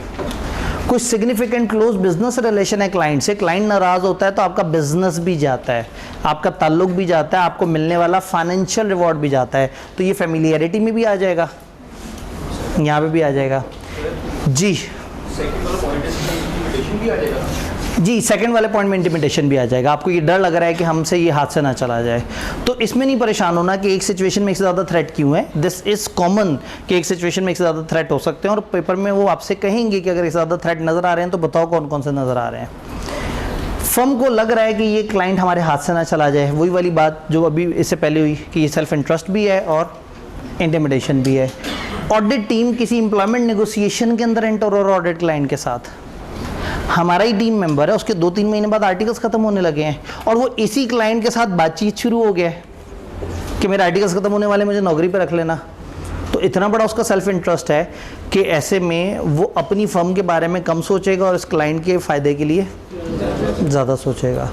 तो बेतहाशा ऐसी एग्जांपल्स हो सकती हैं जहां आपका कोई ज़ाती मफाद है और वो ज़ाती मफाद आपको ईमानदारी से ऑडिट करने से रोक सकता है। सोल्यूशन थ्रेट बाय थ्रेट नहीं है, सोल्यूशन ओवरऑल है। अभी हम देख रहे हैं कि क्या क्या थ्रेट हो सकते हैं। तो सेल्फ इंटरेस्ट समझ आ रहा है। सेल्फ इंटरेस्ट में मेनली आपका नॉर्मली कोई कमर्शियल फ़ायदा, कोई पैसों वाला फ़ायदा या कोई ख़ास फेवर जो आपको मिल रही हो। सेल्फ रिव्यू थ्रेट, एक ऑडिट टीम मेंबर जो रिसेंटली वहाँ पे क्लाइंट में एम्प्लॉयड था और ऐसी जगह पे था कि अकाउंट्स के ऊपर उसका काफ़ी ज़्यादा इन्फ्लुएंस था। उनका मैनेजर अकाउंट्स था, जुलाई में उसने छोड़ा और हमारी फर्म में आ गया और हमने उसे ऑडिट पे रख लिया। जो जून वाले अकाउंट्स थे उसका ऑडिट वो बंदा कर रहा है जो अभी 1 महीने पहले वहाँ होता था। तो जो अकाउंट्स हैं शायद उसके अपने सामने अपने ही बनाए हुए अकाउंट्स आ जाएँ, तो ये खतरा है। फर्म ने कुछ ट्रायल बैलेंस बनाया है अकाउंट्स के लिए और अब वही फर्म उसको ऑडिट भी कर रही है, यानी कि फर्म को पहले असाइनमेंट मिली है ट्रायल बना दो या अकाउंट बना दो, अब इसी फर्म को अगर ऑडिट करने की असाइनमेंट मिल गई तो सेल्फ रिव्यू है। उसी तरह से एक firm assurance report effectiveness of operations पे दे रही हो और उसी ने ही सिस्टम भी इम्प्लीमेंट किए हो। सिस्टम पहले आपने करवाया उन्होंने अपने सॉफ्टवेयर वगैरह, और अब आपसे कहते हैं आगे बताओ हमारा कैसा सिस्टम है, तो जब आप ही ने इम्प्लीमेंट किया है तो सेल्फ रिव्यू कब आएगा? जब आपको नज़र आए कि आपके सामने जो चेक करना है, जो सब्जेक्ट मैटर जैसे चेक करना है वो आपके हाथ का बनाया हुआ है, या कम से कम आपकी उसमें काफ़ी ज़्यादा इन्वॉल्वमेंट रही थी या आपके मशवरे थे, तो उस चीज़ को देखेंगे तो सेल्फ रिव्यू होगा।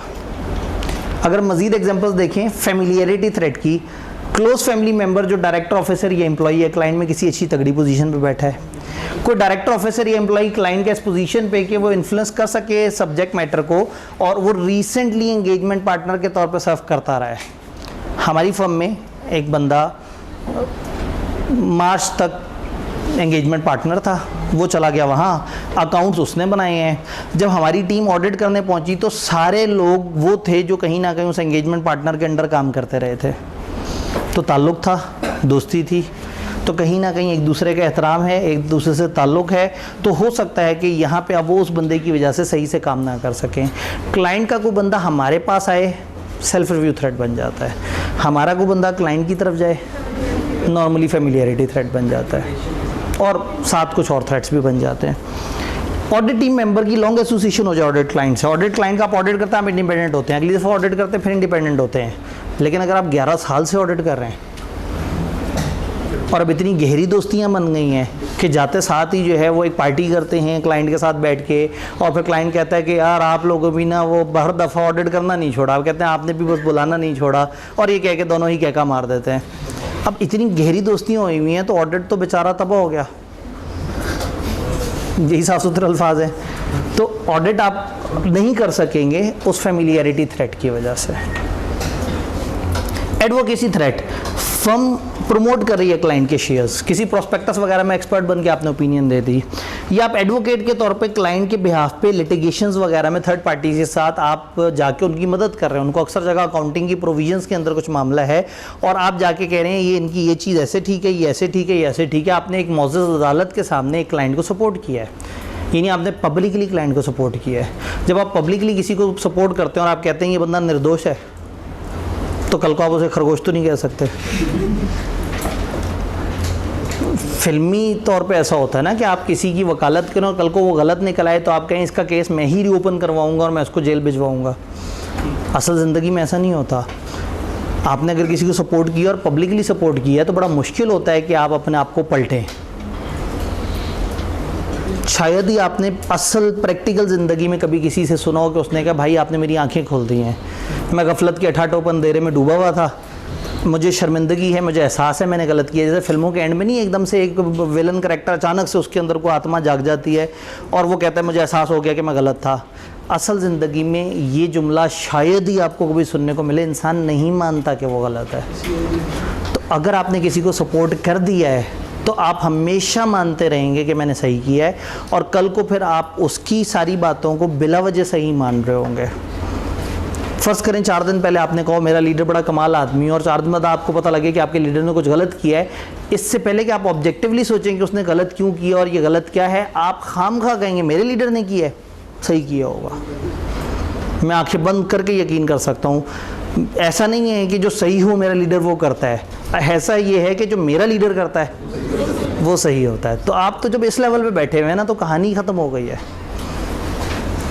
देन इंटिमिडेशन की अगर हम एग्जांपल देखें, एक फर्म को डराया गया है कि हम आपको निकाल देंगे, एक फर्म को डरा दिया है कि हम आपके ऊपर लीगल केस कर लेंगे। क्या मतलब, इसमें क्या खौफ है? आप हक पे हैं तो आप पे लीगल केस हो जाए तो सो व्हाट, रेपुटेशन ख़राब होगी, खर्चा होगा, टाइम लगेगा, आवाज़ारी होगी, तंगी होगी। अवॉइड करना चाहते हैं प्रोफेशनल्स इस किस्म की हरकतों में नहीं घुसते जी।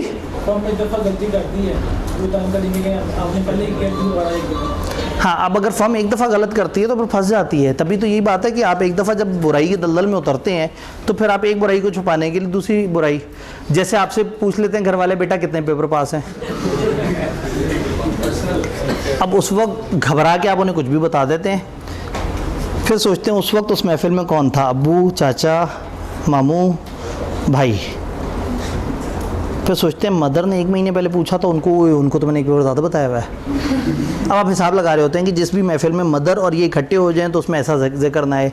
मदर के सामने अब आपने याद रखना है कि आपने कितने पेपर बताए हुए हैं, फादर के सामने कितने पेपर बताए हुए हैं, अच्छा कज़न को क्या बताए हुए हैं, दोस्त को क्या बताए हुए हैं। जो एक दफ़ा झूठ बोल लेता है ना, वो फिर सोचता ही रह जाता है कि अब मैंने इसको कैसे कवर करना है।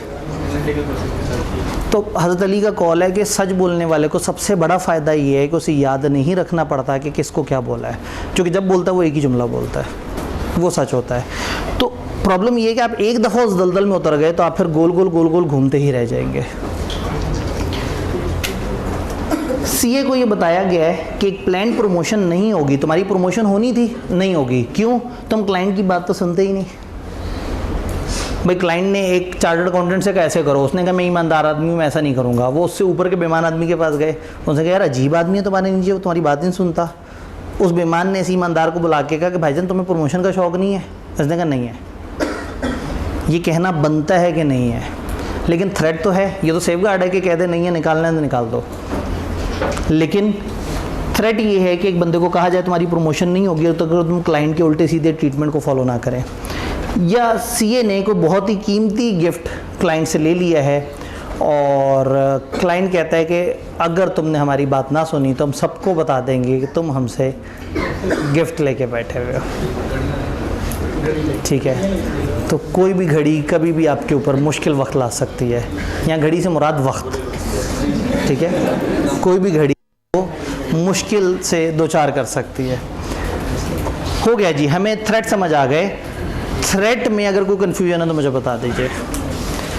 एक बात है कि एक तरह का एक सिचुएशन एक से ज़्यादा तरह के थ्रेट्स को जनरेट कर सकती है।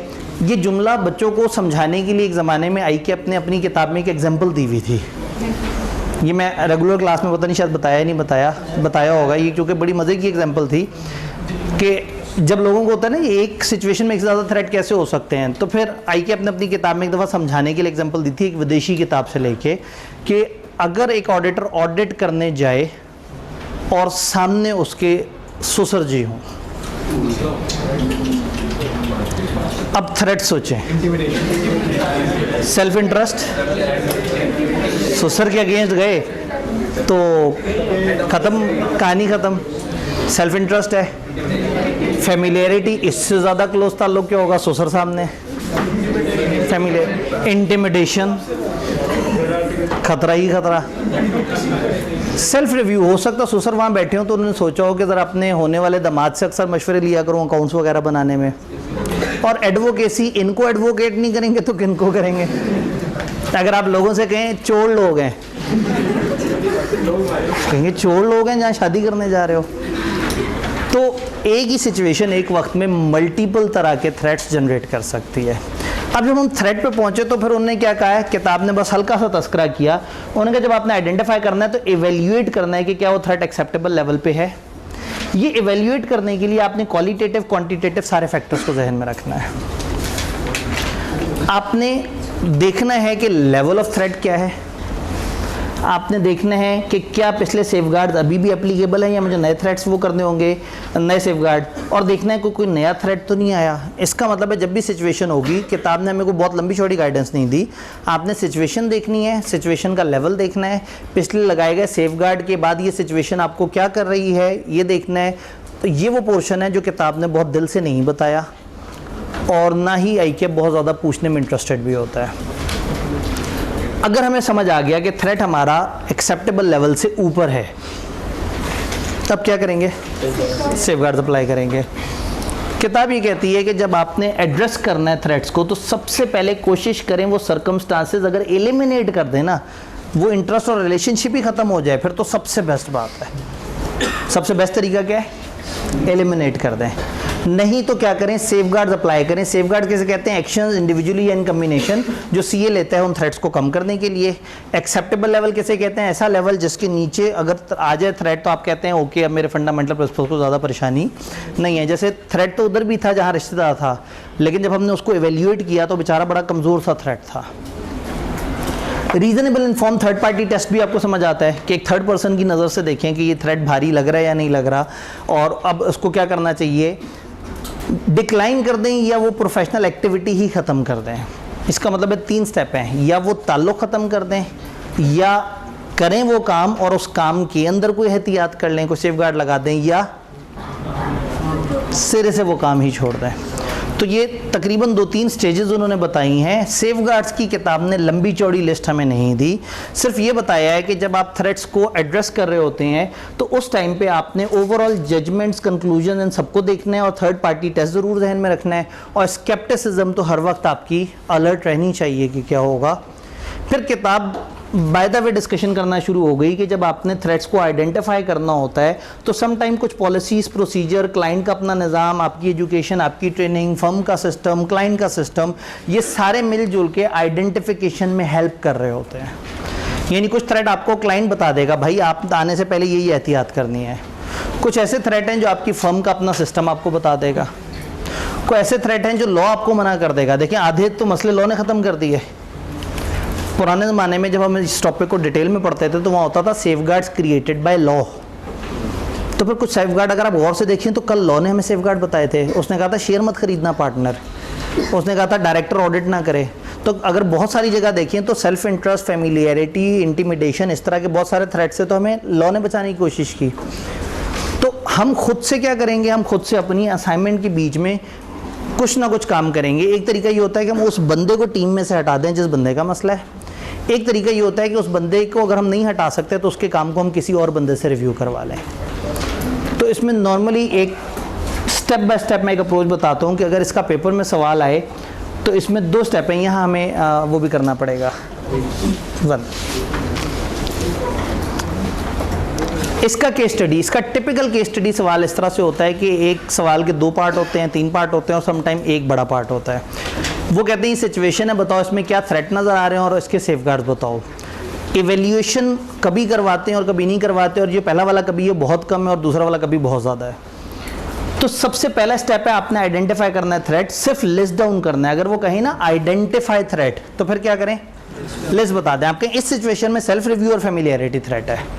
आइडेंटिफाई कैसे करेंगे? वो चंद एग्जांपल्स मैंने आपको दिखाई हैं, बार बार उन एग्जांपल्स को पढ़ें, सोचें, चैट जीपीटी पे जाएं, एक सिचुएशन खुद से क्रिएट करके उसको कहें ये सिचुएशन है, मुझे बताओ 5 में से कौन कौन सी तरह के थ्रेट नज़र आ रहे हैं। वो कहेगा ये 2। नहीं समझ आया इंटिमिडेशन क्यों लिखा, उसे कहेंगे क्यों इंटिमिडेशन, वो आपको इंटिमिडेशन बताएगा। तो इस टाइम पे आपके पास बड़ा मज़े का टूल है जिसके पास एक अच्छा नॉलेज बैंक है, और आप अपने जहन में आए हुए छोटे छोटे से सवाल उसकी तरफ फेंक के उससे फौरी थोड़े थोड़े से सॉल्यूशंस ले सकते हैं। तो आइडेंटिफाई थ्रेट का मतलब है सिर्फ लिस्ट डाउन करना है। डिस्क्रिप्शन थ्रेट की तब देनी है जब सवाल में लिखा हो डिस्कस कैटेगरीज ऑफ थ्रेट, या डिस्कस थ्रेट, या एक्सप्लेन थ्रेट, या एलेबोरेट थ्रेट, या नंबर अगर 4 से ज़्यादा हैं तो इसका मतलब है कि बेहतर है कि आप थ्रेट के ऊपर थोड़ी सी डिस्कशन कर लें। यहाँ सेल्फ रिव्यू थ्रेट इसलिए है कि ये वाला बंदा पहले वहाँ था तो इसके सामने अपने बनाए हुए अकाउंट्स आ रहे हैं। बट अगर उन्होंने बोला ही आइडेंटिफाई है तो खामखा के लंबे जुमले बना के अपनी इंग्लिश एक्सपोज नहीं करने, क्योंकि मसला ये है ना, जहाँ हमारी इंग्लिश एग्जामिनर को पता लग गई ना वहाँ से काम ख़राब हो सकता है। तो आइडेंटिफाई करना है। स्टेप टू इवेल्यूएशन, इवेल्यूएट करें सिग्निफिकेंस ओनली इफ रिक्वायर्ड और normally it is not required. तो ये वैल्यूएशन करते हुए आपने क्या करना है, वो जो सिचुएशन है उसकी ग्रेविटी को मेजर करना है। ताल्लुक कितना करीब है, अमाउंट्स कितनी इन्वॉल्व हैं, किस लेवल का मामला है। तो ये जब उसमें शिद्दत ज़्यादा होगी तो उसका मतलब आप कहेंगे ये थ्रेट ख़तरनाक है। तीसरा क्या है, सेफगार्ड्स हैं। सेफगार्ड देते हुए आपके पास एक टिपिकल 6 सेफगार्ड का एक पैटर्न है। यानी कि अगर आप स्टेप बाय स्टेप ये सेफगार्ड लगाते चले जाएं तो 90% से ज़्यादा सवालों पे ये फिट हो जाएगा। कुछ सवाल थोड़े से डिफरेंट होंगे जिसमें प्रोफेशनल कंपिटेंस या इस तरह की कोई बात हो रही होगी, उसका हमें खुद से जवाब देना पड़ेगा, लेकिन टिपिकल जगह पे ये चल जाएगा। टिपिकल सेफगार्ड क्या है? सबसे पहला, डिसकंटिन्यू कर दें वो रिलेशनशिप, इंटरेस्ट या एक्स्ट्रा फेवर जो आपको क्लाइंट से मिल रही है। शेयर्स थे, ख़त्म कर दें। कोई ताल्लुक था वो ख़त्म कर दें, या तो वो डिसकंटिन्यू कर दें। नहीं कर सकते ओके, उस बंदे को टीम में से निकाल दें जिसका वो ताल्लुक है। नहीं कर सकते, एक इंडिपेंडेंट चार्टर्ड अकाउंटेंट से उस बंदे का काम रिव्यू करवा लें जो टीम में होना मजबूरी है। अब क्या करें, टीम का सीनियर है, इसको आता भी बहुत कुछ है, टीम से निकालेंगे तो हमारी कंपिटेंस भी आउट होगी, तो रहने देते हैं, लेकिन इसके काम को किसी इंडिपेंडेंट चार्टर्ड अकाउंटेंट से रिव्यू करा लें। चौथा, अगर ऊपर के 3 सेफगार्ड से बात ना बन सके तो क्या करें, विड्रॉ कर लें। ये 4 में से आप स्टेप बाय स्टेप 1 2 3 4 कर सकते हैं। और अगर वो रिलेशन डिसकंटिन्यू हो सकता है, जी हमारे ट्रेनी का फादर वहाँ पे है, अब ये रिलेशन डिसकंटिन्यू नहीं हो सकता, तो हम स्टेप 2 से वो करेंगे, उस बंदे को पे डिसकंटिन्यू कर दें, उस बंदे को टीम से निकाल दें। तो वो नहीं हो सकता, इंडिपेंडेंट चार्टर्ड अकाउंटेंट से दिखा दें। नहीं तो अब मैं ज़्यादा गहराई में नहीं उतरा क्योंकि इसके फ़ौरन बाद आपका ड्राफ्टिंग के ऊपर इस पर अच्छी खासी डिबेट होनी है इंशाल्लाह। अदर सेफगार्ड, ये मुफ्त के सेफगार्ड, अगर कभी आपके नंबर ज़्यादा हों या आपके पास लिखने वाला कम हो और डर लग रहा हो कि मैं ज़्यादा क्यों नहीं लिख रहा, तो 2 मुफ्त पॉइंट हैं जो हर वक्त जेब पर्स में से आप निकाल के लिख सकते हैं। डिस्कस दोस्त with governance of the entity और discuss at appropriate level in your firm. उनके बड़ों से ये सिचुएशन डिस्कस करें, अपने बड़ों से ये सिचुएशन डिस्कस करें। यहाँ 1 मिनट, मुझे शायद यहाँ से कोई हिंट मिलेगा। कैमरे वाले भाई के पास कोई पैगाम आया है ऊपर? पक्का? ठीक है, क्योंकि कल आप लोगों को काफ़ी ज़्यादा दिक्कत हुई है इधर रूम 3 में, तो हमारे पास जो इसके बाद जो दूसरा बड़ा रूम है वो हम लाइब्रेरी के तौर पे इस्तेमाल कर रहे थे, तो आज हमने ज़बरदस्ती वहाँ वाले बच्चों को उठा के किसी और लाइब्रेरी में मुंतकिल कर दिया है। तो आज अब ये हमारा जो आज का सेशन है, ये ऑनवर्ड कोशिश करेंगे, ये ऊपर एक लाइब्रेरी है लेकिन वो बॉयज़ वाले साइड पे है, तो ऐसे में गर्ल्स के लिए एक अचानक से एक पोर्टल ओपन होगा। गर्ल्स जब अपने एरिया में जाएंगी तो वहाँ एक पार्टीशन लगी हुई है, उस पार्टीशन में एक छुपा हुआ दरवाज़ा है जो हमने बंद किया हुआ था। इस वक्त थोड़ी सी देर के लिए वो दरवाज़ा खुला होगा, आप उस दरवाजे को ओपन करेंगे, तो जैसे ही ओपन करेंगे तो आप लोगों को इमीडिएट राइट पे एक दरवाज़ा नज़र आएगा, आपने वहाँ से कमरे में एंटर हो जाना है। और जो बॉयज़ हैं, आपने ये कैंटीन के पास से एक एक्सटर्नल सीढ़ियाँ ऊपर जा रही हैं, जब आप ऊपर जाएंगे तो एंटर होते ही इमीडिएट लेफ्ट पे एक दरवाज़ा है, आपका दरवाज़ा अलग होगा, ख़वातीन वाला उस साइड से दरवाज़ा होगा। तो उस ऊपर वाले कमरे में हमारे पास कैपेसिटी है, तो आप लोग वहाँ पर ड्राफ्टिंग कर सकते हैं।